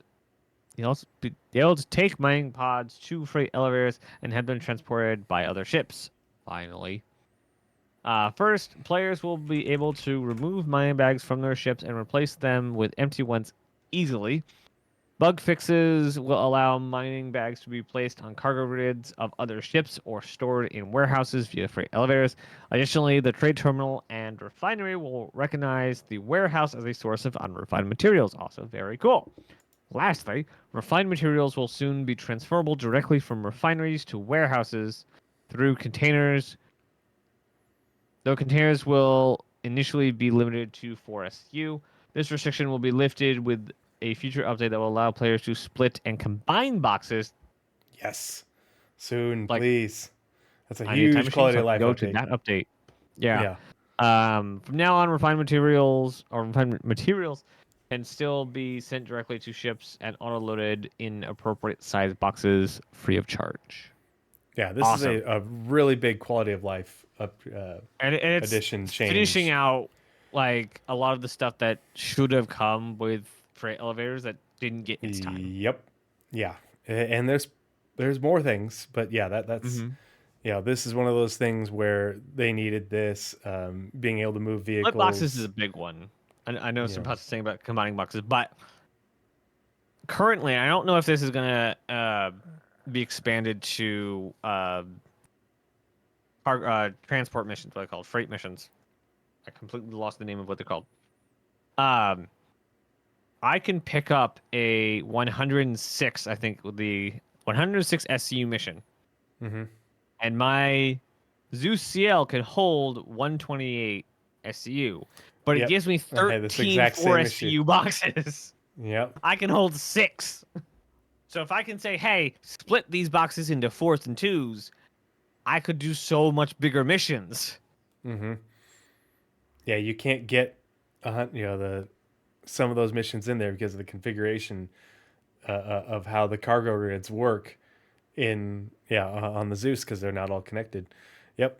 And that is one of those things where knowing your ship is important, but if you have the ability to split, it's like, okay, yeah, you just have to do that beforehand. Or you can say, well, where? 12? A to C. I could never get it to stack 4 tall. Yeah. How? Polaris point defense cannons. The Polaris will indeed come equipped with its highly anticipated PDCs. They're on the Idris already as well, which will automatically track and engage locked missiles to defend the ship as efficiently as possible. This may extend to ships as well, already does, but is still being balanced and won't debut with the initial release. Ultimately, PDCs add a crucial layer of defense, though enemies can destroy them if they specifically target these systems. That's where the precision targeting mode comes from. If you want to get your torps in and land them on an Idris or what have you, somebody's going to get, in order to make it more likely that they hit, somebody needs to take the risk and go in there and try to take out some of the teeth to increase your chances of landing a torp, because otherwise you might be throwing some very expensive ordnance at an Idris just to get it shot down, or whatever capital ship. Additionally, the Connie Phoenix will be receiving its PDC in the same update, as shown in our recent update, and more ships will be equipped with theirs in future patches. I know the 890 Jump got them, I think they have 6. Does that sound right? 5 or 6? I forget how many. And I wouldn't be surprised if more ships get them before the year is out. And last one, the Hammerhead got any. No, Hammerhead's not going to. It's a walking point defense cannon, just really, really big ones. Yeah, but it'd be interesting if it got a PDS just for missiles specifically, while the turrets are focused on fighters. Nah, I don't. What's the criteria? I think the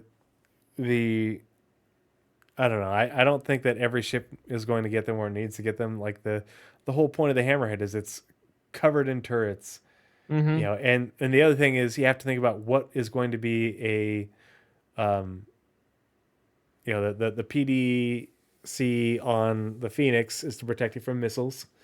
Because if you're shooting torps at a Connie, what are you doing? But Yeah. if it needs to be, you're not going to be if you're shooting torpedoes at a hammerhead, that's just not a great use of torpedoes because it's not that big of a ship. But the hammerhead is covered in turrets, and so either man your turrets or get shot by torpedoes. I guess my biggest complaint is that PDCs are going to be way better at being able to find, lock, and destroy torpedoes than a player could ever be. I don't think they will. I think Because that with turret well, improvements, it's a situational awareness problem. yeah. Well, and the other part of it's not only situational awareness, but it's also a rebalancing of torpedoes. Um, firing torpedoes at very short distance, and not getting alerts and stuff like that. There should be UI. It should, like, if you're in a turret, it should automatically tell you, hey, there's a torp coming from that direction, and it's right there.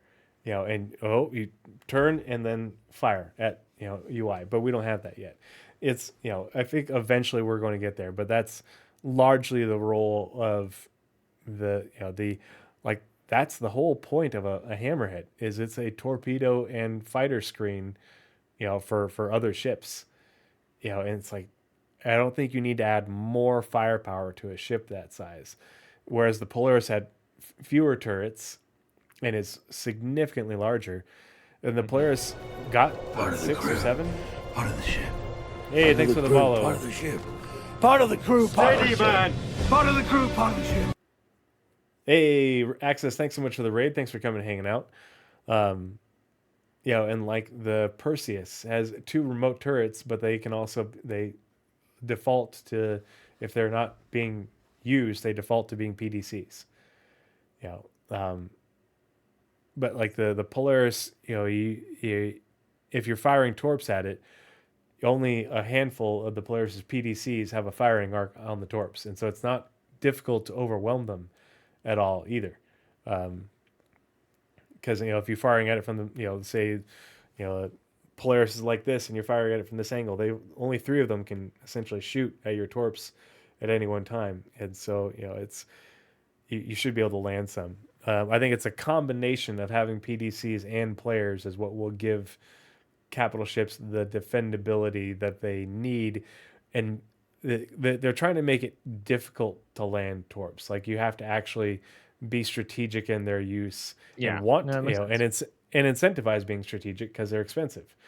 But if you just throw them away because you're not coordinating with other players, but the idea is that you showing up to do your bounties in a hammerhead or in a retaliator or an eclipse and sitting at max engagement range where the NPCs can't even see you and firing off your torps.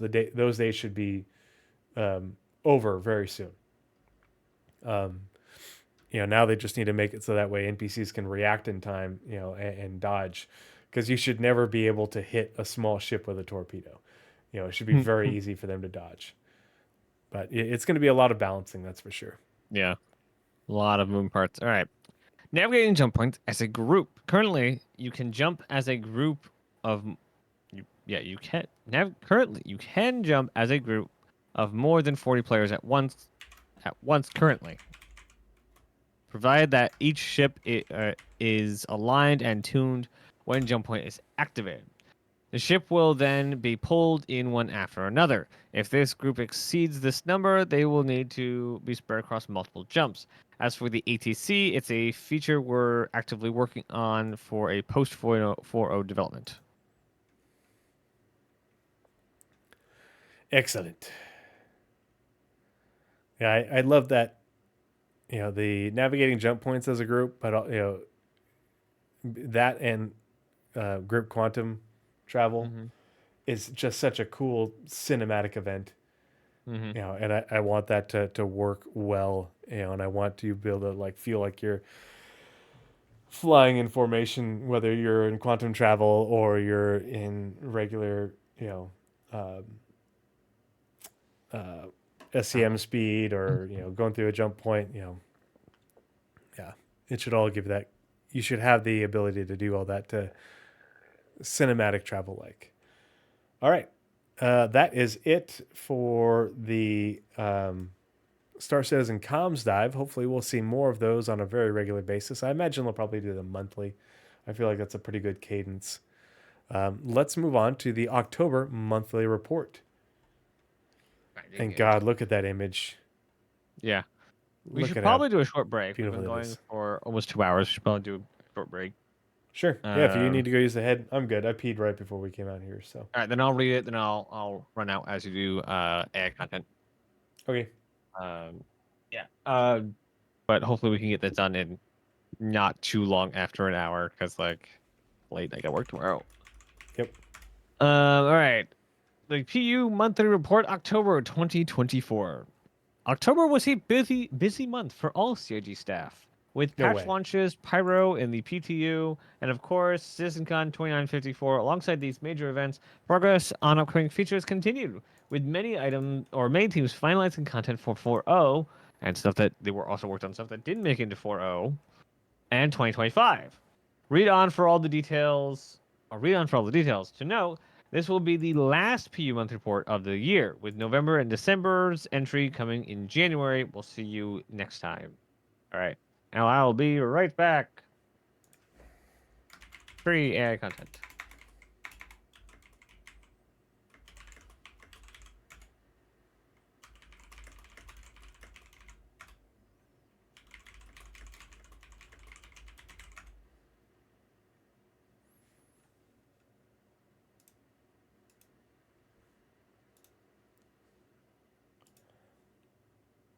All right. If you're subbed, then you're not having to watch the ads, but I went ahead and pre-rolled the ads beforehand. I should have done that before each segment. So we'll just give that a second. Wait till somebody will pop in chat. Let me know when the ads are done. Oh, it says, there we go. I got a countdown. 12, 11, 10.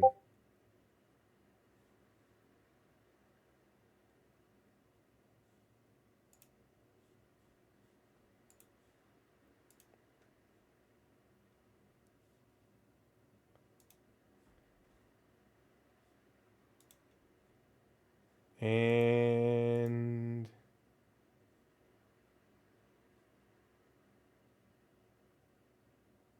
okay, sweet. Ads are done.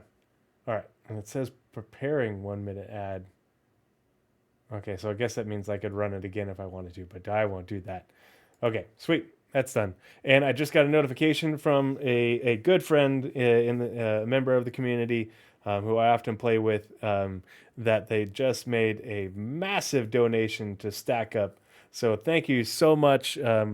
He made it anonymously, so I'm going to let them remain anonymous. But I just want to say big thank you on stream to that donation that just came in to Stack Up. So let's go ahead and let's see. We can refresh that, and it should show the. Hold on 1 second.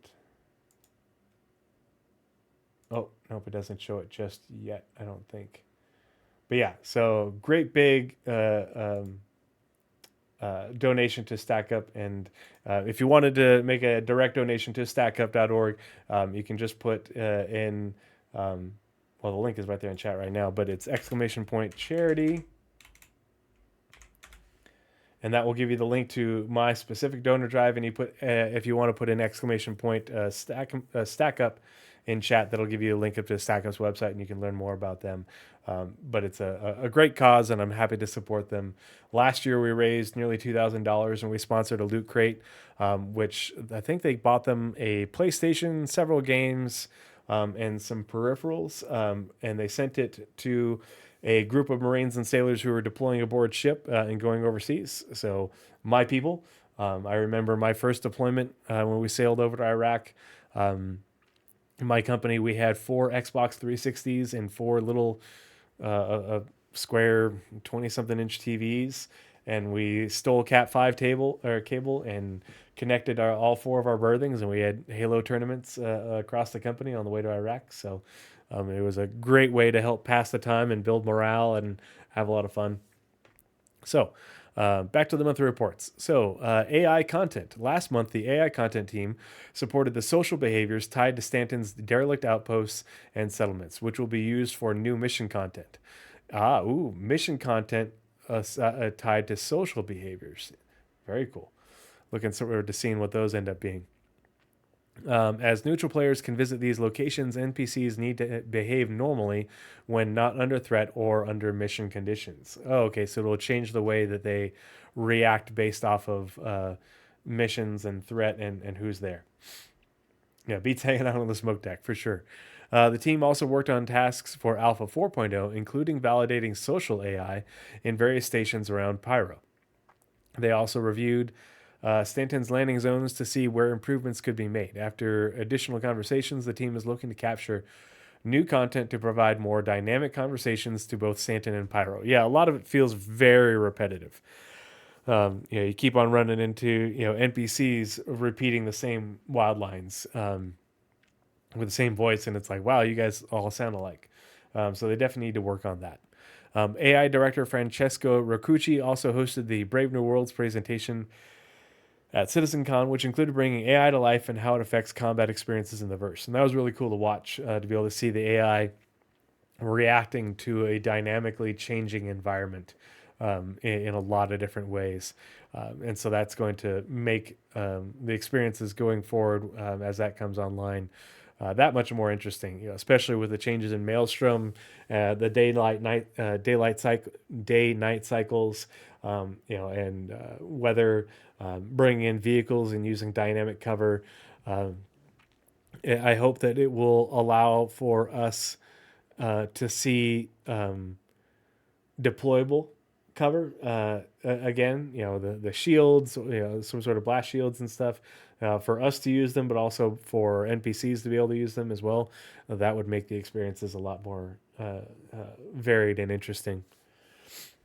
And waiting for Naz to come back for AI features.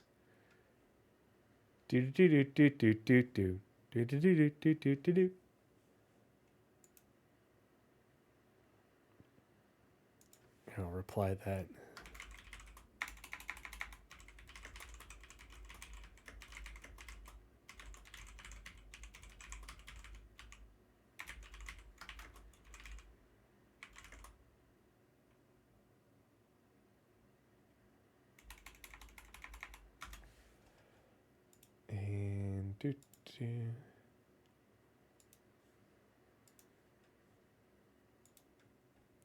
Wonder what he's doing. Hey, Citizen Joel, have a good night. Yep, I got to work in the AM too, but not until 9. So I'm good until we finish the monthly reports. And because there's only one monthly report, it won't take us too long compared to when there's normally 2. Hopefully Naz isn't engaging in the Star Citizen's poop gameplay.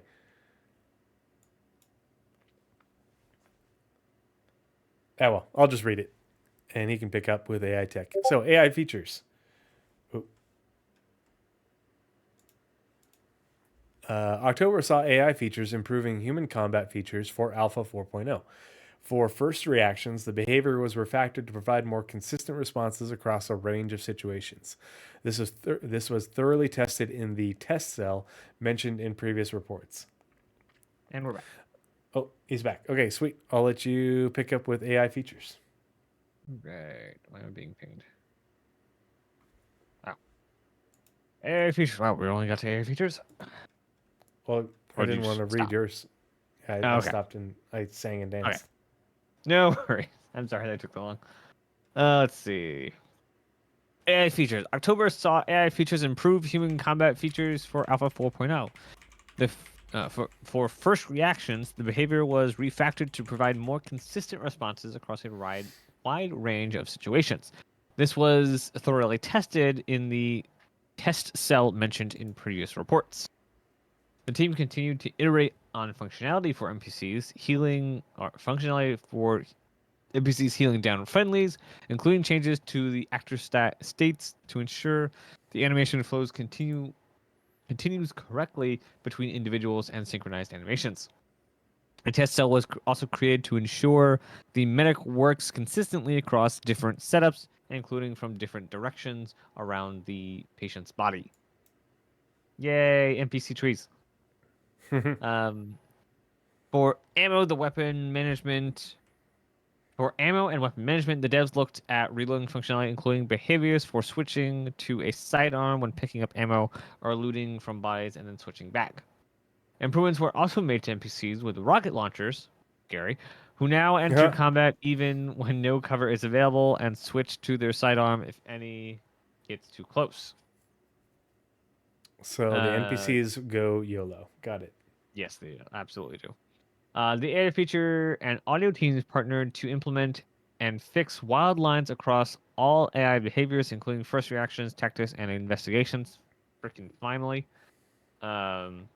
Weird wild lines have plagued bunkers for a long time. The team also debuted the first Valakar gameplay at CitizenCon. Good job, AI feature. We're all very, very excited. Wow, I'm actually more excited of the not Sand Valakar, even the Sand Valakar is very classic and cool. Cave ghost Valakar is terrifying. Yeah, that one was scary as shit, and I do not want to find it. I just don't want to find it. Like they've said they're gonna add spiders to the caves. That we already have a Copian. We're gonna get Nightmare Fuel Valakar. Like you're just not gonna want to go in caves if you don't like horror games. It's gonna make me combat log on stream. I'm gonna scream, press Alt F4, and go running out of my office, and then I'll be back in like 5 minutes. I want the sound that those Valakar make, a whistling like a horror, like a little girl horror scream. Yeah, but like some sort of whistling screech. Sound. Yeah. Yes, like that's what the sound they need to make. Oh man, imagine like being deep in a cave, you're way at like the very bottom, and then you hear the screech, and it's behind you. Behind you, and it's the path that you need to get out of the cave, and it's like, well, I guess I'll just die. Yep. I also want them to eventually build a underground, like a city inside a cave, a POI inside a cave. Oh, there's lots of underground POI planned. Yeah, like I know there's lots of underground. I want to see one in game. Like there's hosts of lore bits and things. Especially there's plans with entire cities underground. But I just want like somebody got lost in a cave and like they made a little settlement out of it, kind of thing. Yeah, just decided to stay down here. Yep, and we just haven't found the exit since. Yeah. Let's see. Lastly, quote, "This has been a really fun and interesting creature to work on, as it is very different from anything else we have in the game so far. We'll be sharing more details of its implementation and challenges we face in the run up to its release." Yeah, feature team. Yeah, right. Yeah. I just I won't be able to bedlog. I'll just log out and be like, no. Nope, remember, their plans to remove bedlogging, not remove it, but make it irrelevant. Oh, I know, but I'm one of those. Not irrelevant. It's gonna have buffs. There'll be a reason for doing it. Those buffs will be, I think, good. I don't think they're gonna, just not make it necessary irrelevant. For logging out of the game. Better. Yeah, there you go. Okay. But oh yeah. Yep. Yeah, it'll be one of those things. Be like, okay, I'm just gonna log out for now. I gotta come back. I gotta steel myself. Gotta go find some courage. I am very excited to see the NPCs healing each other, NPC medics and stuff. I hope that this functionality will finally extend to players where you're working alongside friendly NPCs. Just because if they can do that, they can make it so that way they can bring in NPC trauma teams, like I've been saying. Do you know what I would want to see if NPCs, if there's an archetype for medics in the game, or if they just like basically help you or whatever, if you can get NPCs to heal players, I want to see somebody try and kidnap an NPC to bring along. Yeah, to be the NPC medic. you work for me now. You're my friend now. All right. AI tech. And yes. AI tech continue to support server meshing, synchronizing the subsumption component between dedicated servers so that NPCs continue their assigned behaviors when switching.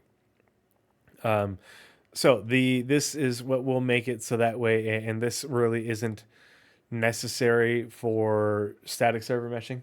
NPCs shouldn't be switching servers and static server meshing, but this is very much going to be necessary in dynamic server meshing when NPCs, via their behaviors and their routines, will transition between servers, particularly in like landing zones and other POI. So yeah. They then implemented the first pass on several features presented during CitizenCon, including improvements to enemy vision perception, which now takes planetary lighting cycles into account. This is what they were just talking about in AI content at that presentation at CitizenCon. The first pass of dynamic cover generation for planets was also completed. This can also be used, again from CitizenCon, this can also be used in other locations with navigation areas. So this dynamic cover generation will not only work on planets, but should work on space stations. Yeah, it should work anywhere with an area that an NPC can navigate, which will include ships. So NPCs will be able to attack and defend in boarding actions. This is part of the way they do things systemically. As seen at CitizenCon, the team can now generate cover locations and services at the same time as a navigation mesh. Functionality was, and because they're not having to generate a navigation mesh, for ships, space stations, other things, it's already part of the area. It's baked in. The being able to generate cover on that surface should just work. It'll be broken at first, and they'll fix it, but that's the idea. Functionality was also added to link navigation cost volume and navigation exclusion volume to areas in different object containers. For example, outpost object containers that feature exclusion or cost volumes can influence how planet navigation mesh is generated.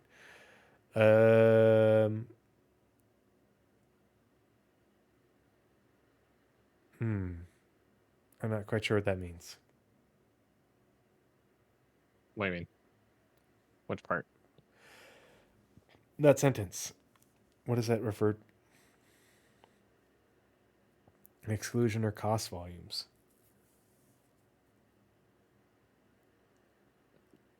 Is that talking about like where you need to like go up and down stairs and navigate terrain, or Longer paths require more cost? okay, yeah, so like you have to go around a thing, and so And cost Okay. volumes, I imagine, places where they want to disincentivize NPCs going. Gotcha. They also made improvements to ship AI features, including planetary surface avoidance. That's always a good thing. I've had plenty of NPCs for missions that followed me directly, and all I had to do was dodge around a large piece of terrain, and due to desync, they did not execute the correct maneuver. And optimize ship weapon fire validation against allies. They also optimize perception-related components like vision and hearing. For example, vision zone queries are now faster, while audio stimuli propagation is more accurate as it utilizes a room system graph. I wonder how that will help NPCs perceiving you, so that way you just can't attack them with impunity, or help with their reactions. So often you show up for a mission and they don't react until you shoot them, and by then you've already gotten your alpha damage on and mission's over pretty much. Yeah. I mean, that's more server performance. Yeah. But I mean, if they are optimizing it, that would mean that it would likely be less dependent on server performance. Well, it will work better with the limited resources it has. Yeah. Maybe not be as much of a drain on server resources as well. Yeah, that's true. Yeah. Pretty well right now in this patch. Yeah, they're decently good. Yeah, it seems like the optimizations are coming in, and things are getting better. Server meshing is going to help, but they also don't want to be just having bad, inefficient code. That bad inefficient code, even with server meshing, will work, but they don't want to be creating unnecessary burden on the servers and the replication layer. So on to you for AI game intelligence development team. All right, now this is again a really weird named team. This is not GPT in the game. That's not what this is. This is specifically the behaviors and traits, not the behavior and trait name things that have their own talked about things in the other two categories. But this is how NPCs intelligently look at and respond to the world. That's what this team's about.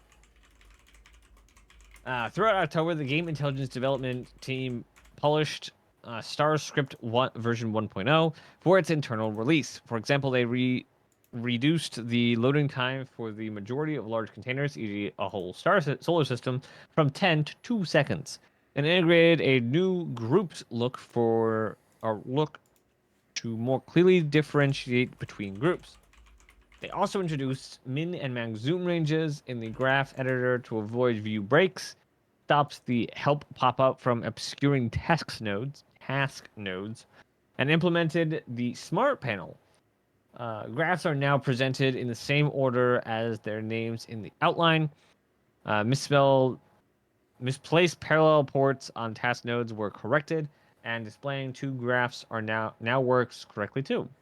The relationship between the property panel and the selected item on the smart panel was improved, while rounded corner or rounded square tasks were integrated into the smart panel to mimic the task in the graphed view. Boxes in collapsed groups were enlarged to include long titles, while an icon was added to differentiate activity and mission variables in the outliner. Finally, for StarScript, a QA testing procedure was created to properly test the more important activities and missions.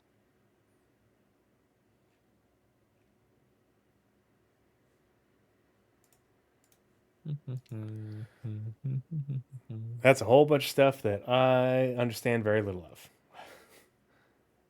That's not my forte. I mean, what they're showing in the graph looks like a mission setup. I wish that. Can you make it bigger? Initiate, get mission location, action area, get mission location, object container, get object position, compare Boolean, splits out into compare Boolean, and that is mission, instantiate, validate, pop spawn description, and send event to location. Send event to mission instance, compare Boolean, spawn ship wave, compare Boolean, and start timer. Spawn description, set integer, spawn ship, spawn target.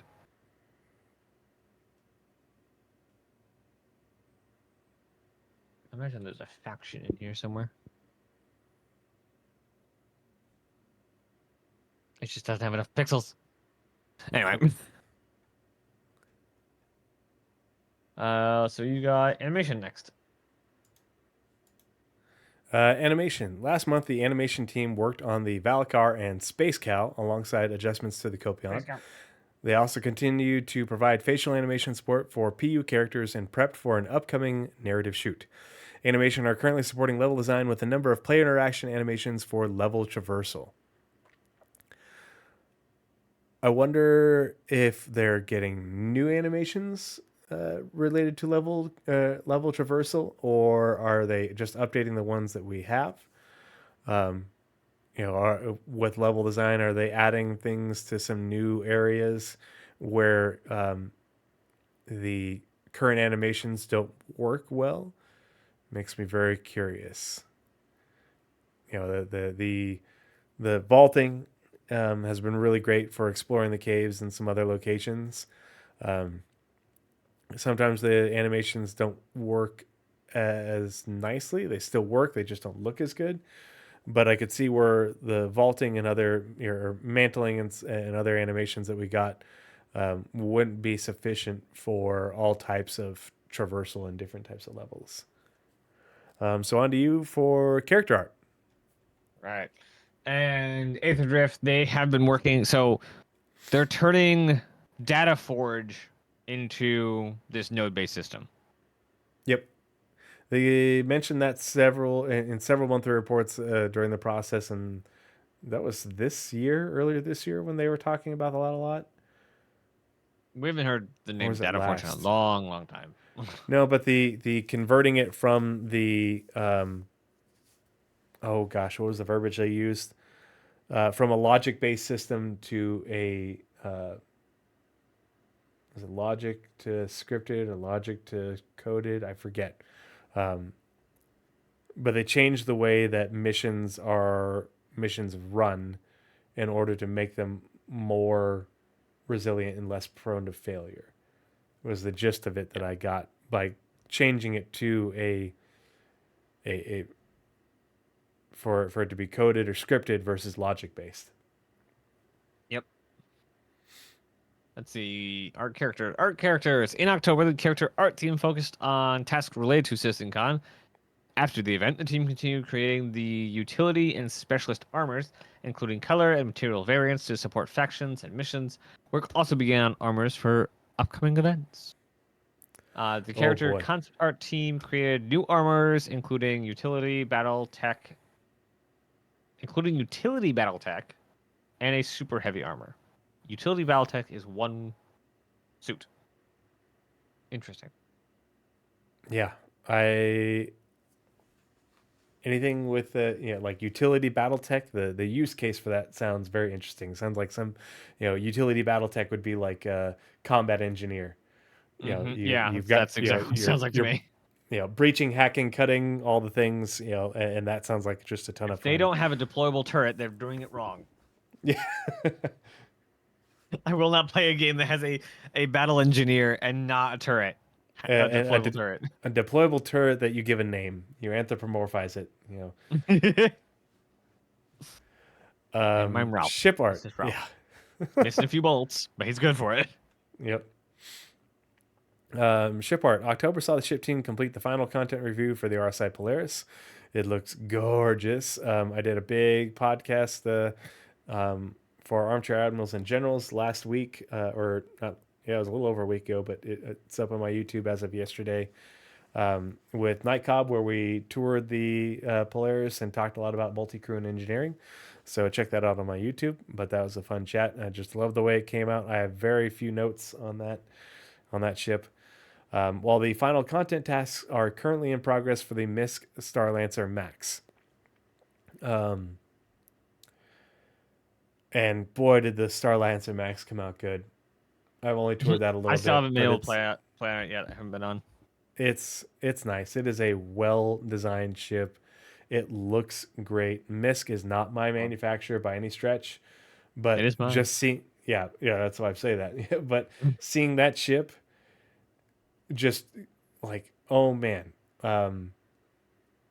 it gives me a lot of confidence for the Odyssey, and Cool. I Yeah. hope that the whole That's sea will really get a what I little bit wanna of a see in it. And refresh I'm really eventually. But I'm really worried about looking at the Star Lancer Max because I know that is the direction that the Odyssey is gonna go. So mhm. I'm very timid about like going in and testing it. I've also seen lots of really nice pictures of the Intrepid, like that make me actually like it. And I don't traditionally like interiors, especially of Crusader ships. Yeah, But it's they've upped the cozy. detail a lot. Yeah, it definitely doesn't feel as flat. Um, and it's got like compared to the Spirit, the Spirit just feels like cramped for a crew of two when you have this nice cozy space in the Intrepid. Um, I think my only notes on the Intrepid is like, and somebody pointed this out to me in the comments because I was on Space Tornadoes podcast when we were talking about it. But those covers for the cargo areas are airlocks, and I'm like, couldn't they have just used an air shield instead of making a What mechanical cover? ships? What ships have air shields? I know the Varan one does. The Polaris has an air shield for the hang Hangar. for the Okay, hangar.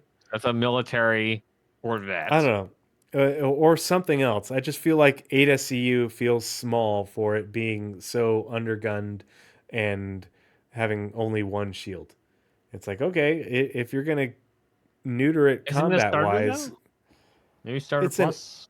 it's an advanced starter, but it's like in terms of footprint, it's the Mm-hmm. size of a Nomad, and it has Yeah, eight. like that. That's Crusader for you. Yeah, They'll take up a garage and a half and give you half the stuff you're yeah. supposed to have. I think my only other gripe on it is the surface textures don't feel like they were done. The Mm, level of details on the surfaces, especially on the top surface, feels like it wasn't loading. It was just very flat.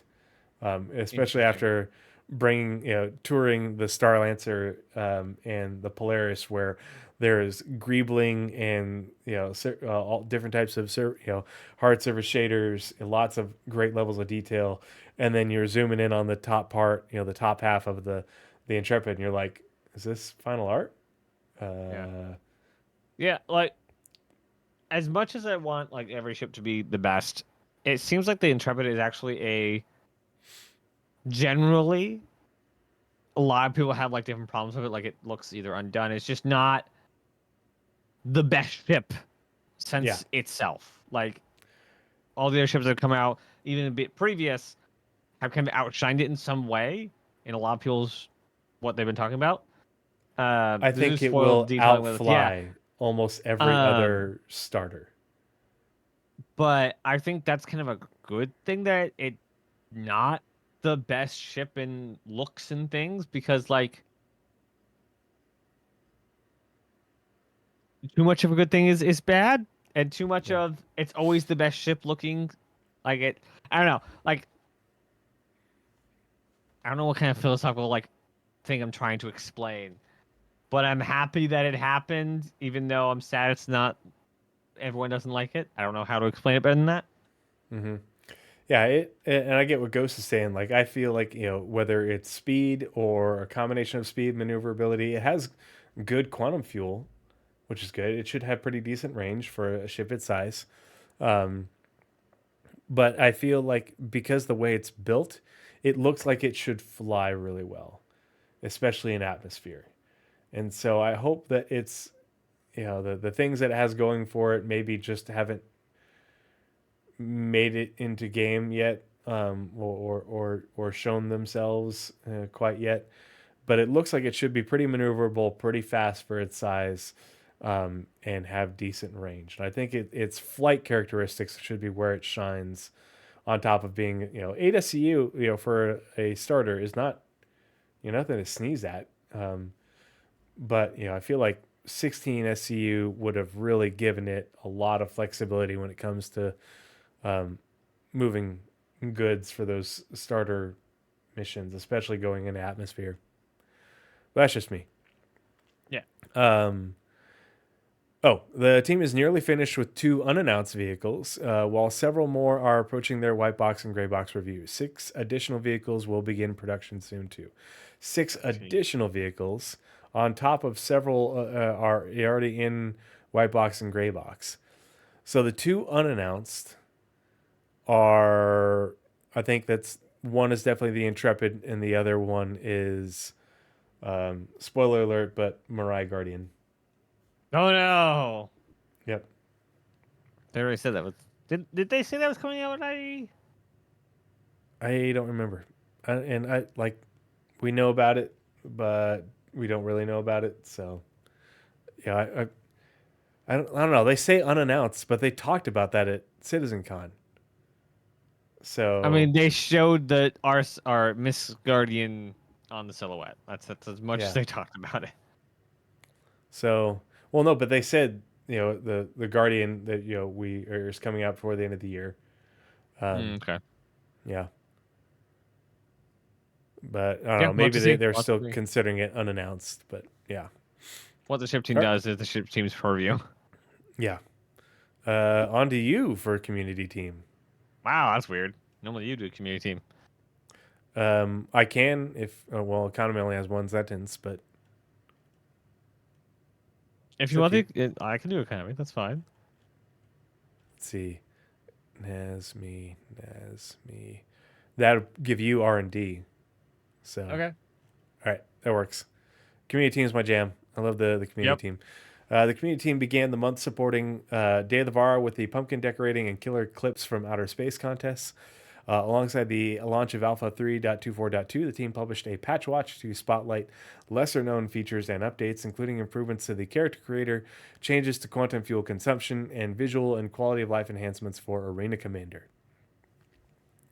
The team also attended several Bar Citizen events in the run up to CitizenCon. The CitizenCon New Wakefield Street Takeover was the largest Bar Citizen we've ever attended, with an entire street shut down for the occasion. A massive thank you to the Bar Citizen International team for organizing such a memorable event and to every citizen who joined us. It was an incredible evening that set the perfect tone for the CitizenCon weekend. However, the highlight of October was undoubtedly,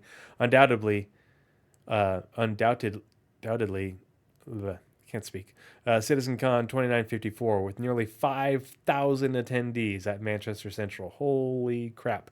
It didn't just break records, it completely shattered them and became the largest Star Citizen event to date. This achievement was a true testament to everyone's hard work, dedication, and commitment, and we're incredibly grateful to everyone who made the event unforgettable for the entire community. Special thanks go out to the amazing BTS behind the scenes team who worked tirelessly behind the scenes. Weird. The talented cosplayers who brought the verse to life, and the community booths that added so much energy and excitement to the event. Thank you, community team.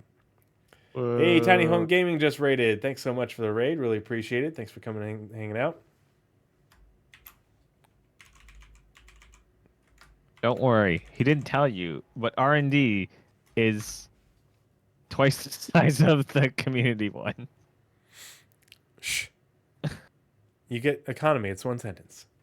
I know, but R&D is also twice the size of community. Anyway, economy. The economy team continued their ongoing work on Pyro and began implementing some of the balance changes mentioned in a previous monthly report.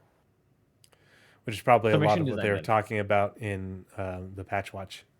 Yeah, and that's why we got a patch watch about it, not just what was here. Mhm. Because it's not really something to be talked about here. It's something that needs a bit more granular, a bit more deep dive. For sure. Mission design. In October, the mission design team finalized the Save Stanton quest chain. And I feel really bad for, I can't remember what the real name is, but Spectre CIG, because part of Save Stanton had to get zapped for later because the performance was just so bad. Oh, wow. Yeah. This features 3 new modular missions. They also created a journal entry for players to track their progression through the event.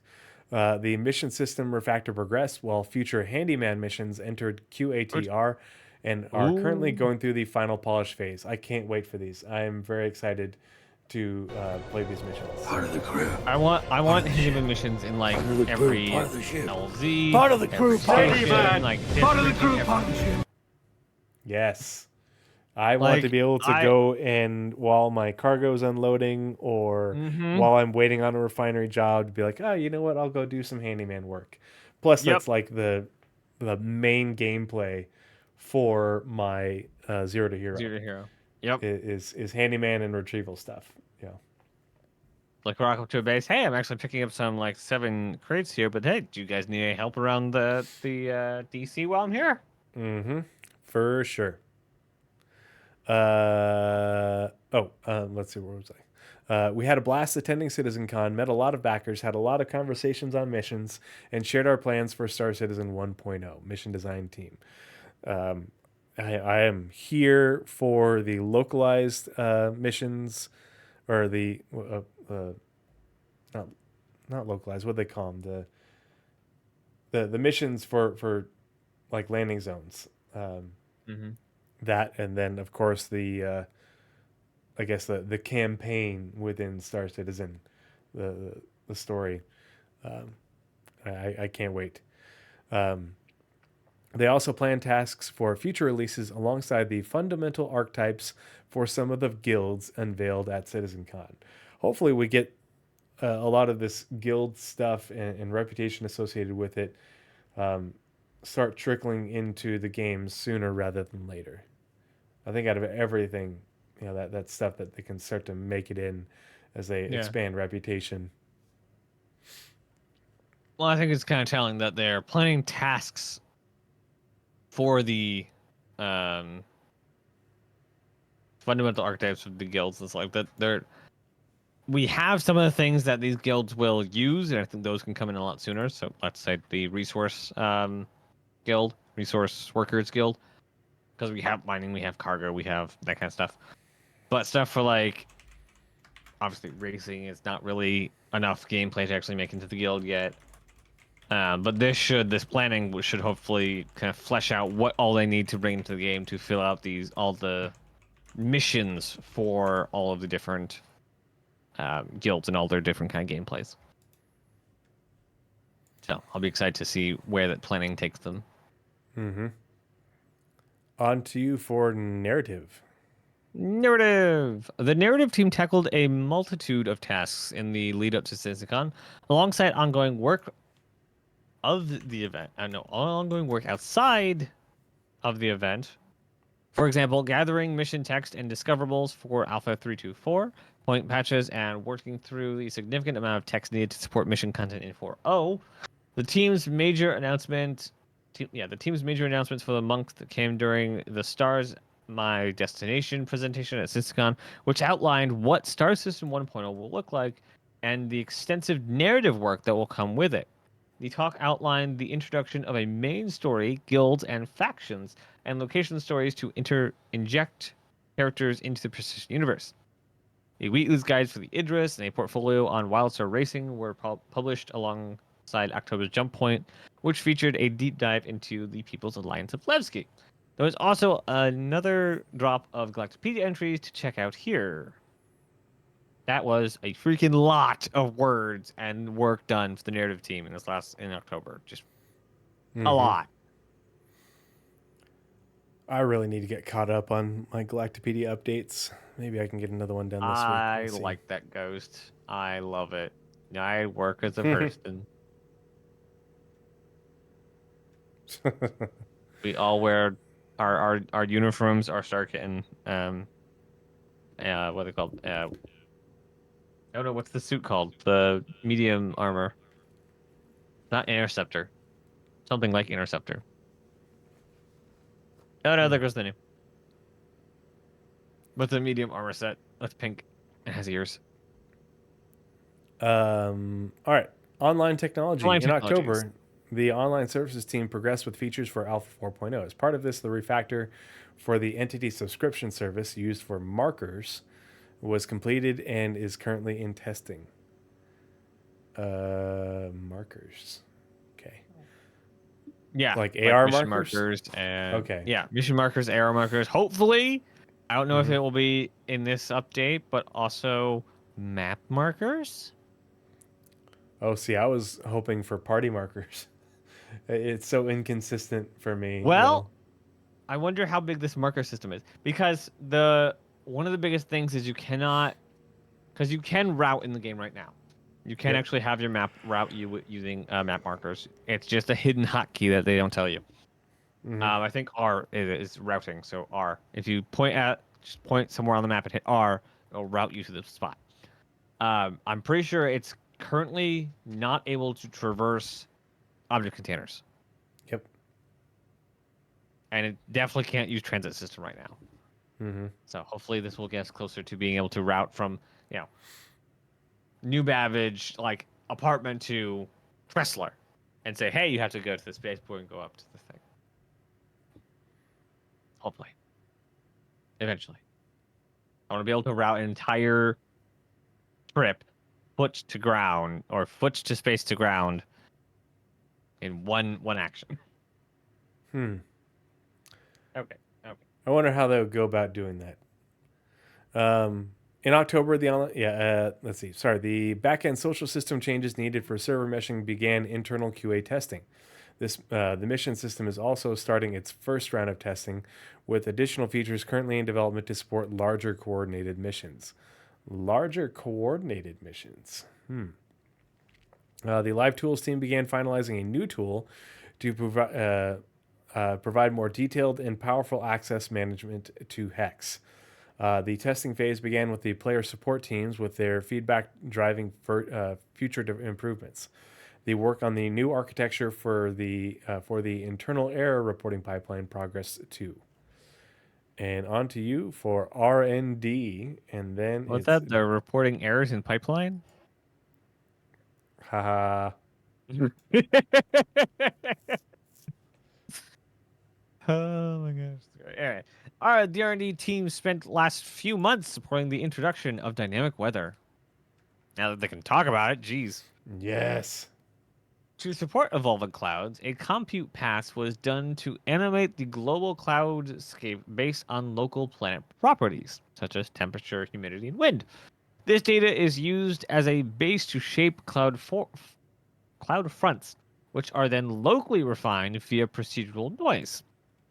This data is also used to build a weather map to allow weather to derive VFX, physics, and gameplay. This currently includes precipitation information as well as extracted positions of potential lightning locations. As an API was also implemented to allow the game to sample these weather attributes from both GPU and CPU in a consistent, simple, and efficient way. Evolving clouds are present in Pyro. Oh, that's so cool. I was about to say, like, where is this? Like, and Didn't have that on my bingo card. That's for sure. The fact that they showed it working in engine, like, that's close. Mm-hmm. Maybe not 4.0, but it's close. Apparently it's 4.0. Yeah. I mean, they showed a lot of stuff in engine, and then, but, it's like, oh, wow, this is in. Yeah, but they played, Here we are. they played the front moving towards them in that entire demo with the lightning strike on the Aurora. Like, that was procedural weather just working. It was working. Anyway, to render believable wet weather, support for rain volume rendering was added to the atmosphere ray marcher. Rain volumes are essentially columns of rain underneath heavy clouds that self-shadow alongside casting shadows into the environment. This is important to prevent incorrectly lit scenes where players would expect dense rain volumes to partially block sightlines. This is awesome. Sunlight. Awesome. This is what? Not sightlines, sunlight. Sunlight. Yes. Same difference. Block your sight of the sunlight. It's fine. But yeah, if you ever looked into a cloud raining, you can't see through the center of the rain most of the time. At least it gets harder to see the harder the rain is. Mm-hmm. And yeah, I'm so it should glad get that darker they are. And occlude your, or if not occlude, it should definitely decrease your vision, I guess. Or I don't know. Yeah, I'm very glad that this is something they're taking into consideration. Mm-hmm. Most notably at dusk and dawn. Also, changes to indirect lighting were implemented to improve the effect of multi-scattering on the atmosphere and the clouds, referred to as new multi-scattering LOT, or LUT, or LUT, or lookup table. At CitizenCon. Multi-scattering is now aware of cloud presence alongside the atmosphere as a result, overcast skies are less hazy and blue, and cloud tops appear brighter. Ooh, man, I cannot wait to see all this stuff. That's one thing I really thought it looks super cool. Is he's flying through the rain. It looked it was really dark and stormy. Like the mood was really cast. But then you pop out through the clouds, and it's really bright and light on top of the clouds, and it just the transition was just really phenomenal. It was so I cool want to watch. get a shot of probably Polaris at the moment, but increasingly bigger ships just kind of like ascending out of the layer of clouds. Oh, hold on. While you continue, whoops, wrong one. Uh, hold on. I saw it on Twitter. All right, well, you find that. I'll read the next paragraph. I think Ben Curtis shared it. To give movement to give moving clouds a smoother look, changes were made to account for their movement when sampling cloud shadows, as well as the GPU weather map. The latter directly influencing the appearance of rain volumes. Further improvements were or are being worked on to reduce the noticeability of stepping of cloud shadows when the camera moves which can often be seen when the sun is set low. Did you find it yet? So, yep, Ben Curtis shared this, but I have the original poster, Dang. the original post. So Those are some probably mean retro thrusters. yeah. But the level of detail in this shot, and like it's can't really tell like where it is, but coming through, the dusty clouds. Like I know that's probably not what you were talking about, but the effect, like Yeah.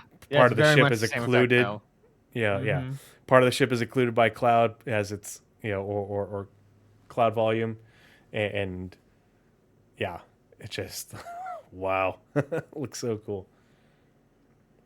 Carrier boxes are in a quantum superposition. They are always fixed and not fixed at the same time.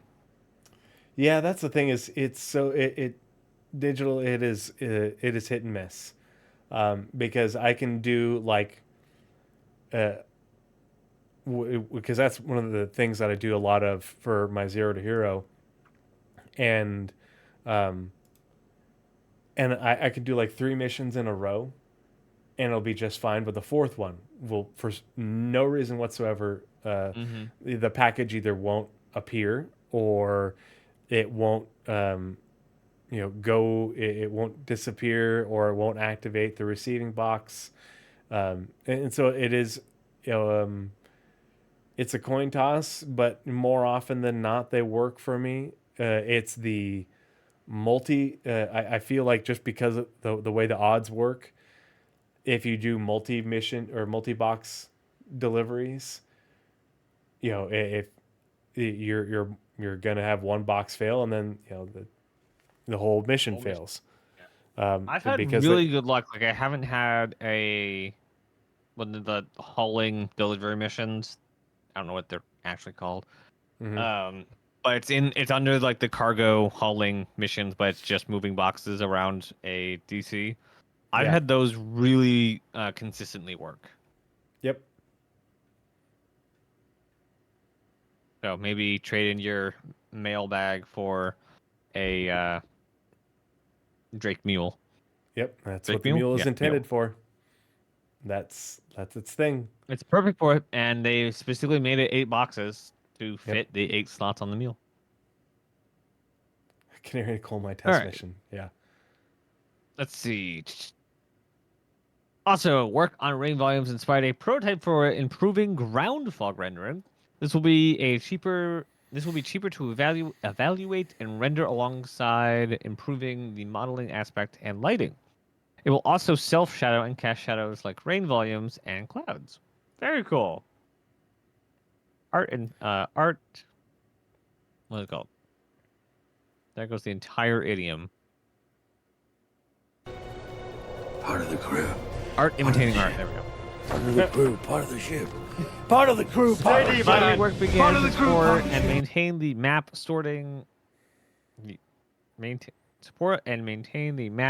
storing the accumulated amount of rain. Among other things, this will allow puddles to remain for a while after the rain. I feel like they're working hard on this, and this is a thing that they want to get in a lot sooner than we may think. That is, I can't tell. I love. It's just rain. a vibe, but the way that they're doing so much work and there's so much focus on this in the R&D, I feel like this is a thing that they're we're going to see sooner. This is a rather than current later. mandate, yeah. Yeah. Current mandate, like in the next 6 months. Yeah. Next 2 patches. Sun, Hey, like, Digital Pal, thanks seeing so the much for sun the come follow. out and the water still be on the ground and that gloss layer over all the buildings and vehicles, just there's after global illumination comes in and all that's in, just like I'm just gonna give up my stupid fleshy eyes and buy only Star Citizen eyes. I think it's a one of those things that's been on their backlog for a long time, and they really want to get it in to make the universe feel more alive and Can you imagine believable. ArcCorp with Yeah. rain? Every planet Finally. with dynamic weather. Yep. Yeah. We have good clouds, and the clouds are continuing to get better. They've been getting better, like with every patch. But to have those Yeah, like I said, good I was clouds, able to get 30 plus all, with photo clouds. yeah, and to have those good clouds already dynamically forming and disappearing and such, and then to get that mixing with the wind and creating rain and automatic shadowing and all that, it's one of those things that will really help change the ambiance, and the landscape of the game, on planets where weather is a thing that impacts gameplay. Instead of just the day-night cycle, you've got day-night and you've got weather and a lot more of it, rather than just the weird random snowstorms on Microtech that just are not very performant. That's gonna be another thing, but I think they want to get rain and lightning and all that stuff in first. And last one, VFX. And last but not least, VFX, and we'll be under 3 hours for the first time in like ages. VFX, That depends October on saw how long the post amble is. It'll be quick. Don't you take us over 3 hours, Nas.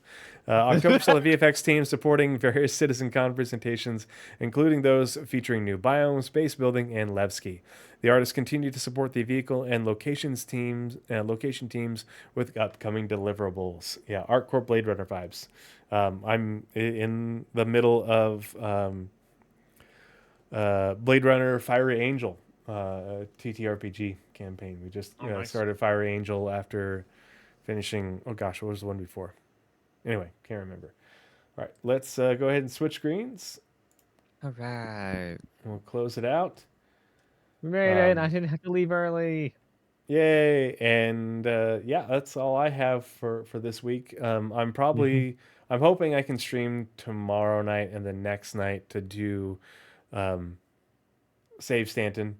And we'll keep our fingers crossed for more 4.0 PTU builds. They're going to be iterating on this in PTU rather than, I think they got to the point where they got all they could out of Evo, and now they're just moving on, and it's more about the back end than the concurrency needed to fix it. So I think that's where we're at. Sorry, BlizzRad. That's all right, BlizzRad. You can watch the VOD. In fact, you have to watch the VOD right now. After this is done. Yeah. I plan on streaming on Wednesday. It's going to be my Wednesday at 1 p.m. EST. That will be basically, I don't know if I'll be able to have enough time to set up, or it'll be a very, very broken, just turn it on and do it live setup of a streaming PC setup. This stupid little box right here. It's a $250 box. Which one did you get? Is that the 4KX? Is that the last capture card I should one, ever freaking need? Yeah. Yep. Yeah. Basically, I got the HD60X. I was watching. What's his name? Oh no, they're no. I know he's like basically the one guy you go to for streaming and OBS stuff. I cannot remember his name for the life of me right now. I go to you. And basically, he had a review of a whole bunch of capture cards, and he started off the video. if you just want to know the answer, just go pick yourself up a 4KX and be done with it. And it's like, okay, thanks, bye. Mm-hmm. Yeah, Because to pay for my my new motherboard, my 9800X 3D, I'm selling my stream PC, and I'm probably gonna sell my motherboard and CPU from that I just took out of my game PC, just so I had the money. And I don't know when I'm gonna, I'm going to be single PCing it for the first time in a long time. Yeah, I just what does Naz not self-aware mean? Naz is not self-aware. I don't know what this means. But yeah, I don't know when the next episode will be. We've got a roadmap roundup next week, and let's see. Whoa. And we have a lot, not a lot of content between now and the end of the year. Yeah, we won't get another monthly report, so we'll see what we start getting, in beginning of December, and whether we're going to have another show in the next few weeks. But once there's more information, we will be sure to get together and schedule something to pass it on. Yeah, we definitely have a roadmap roundup next week, so we'll see. We'll keep you guys apprised, and as always, the updates come out in my Discord and on my Twitter. Yeah, will definitely have the SCL roundtable that they always do for the vehicles eventually. Oh yeah. So that'll be a thing we'll have to Yep. discuss. No. Yeah, that's always a good thing to cover. We got some stuff. Maybe we'll actually do like a Spectrum Pulse or a Skinner Anomaly. Yeah, I think depending on what we get in terms of ISCs before the end of the year, we'll guide that. Because the SCLs are just recapping the CitizenCon panels and IAE, so we shall see. With a couple of nuggets here and there. Yeah, let's go ahead and find someone to raid. We still got a whole bunch of people hanging out in chat. We got that massive raid from Zero State earlier, and a lot of you guys have stuck around. Really appreciate the support. Thanks for suffering through the ads. Hope you enjoyed the content and the information. As always, all this stuff will be linked in the show notes in the when I put this up on YouTube. It won't be up tomorrow, but it should be up. Let's see, tomorrow's Tuesday, right? So it'll be up on Wednesday. The whole video up on Wednesday, and then I upload the individual segments after that. So keep an eye out for that, and let's find someone to raid. Does anyone have any suggestions? I like to take suggestions. Let's see, raid channel. Let's see, same category. Who's playing Star Citizen? We're doing Star Citizen.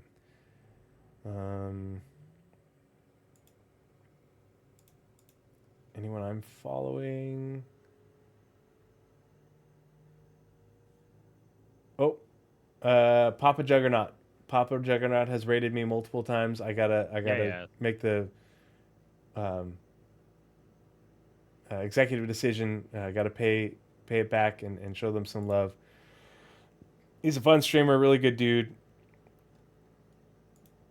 All right, starting raid for Papa Juggernaut. Go show them some love, show them support. Give them a follow if you don't follow them already. And we will catch you guys later. And thanks again for all the support. Cheers. Goodbye. Good night, everyone.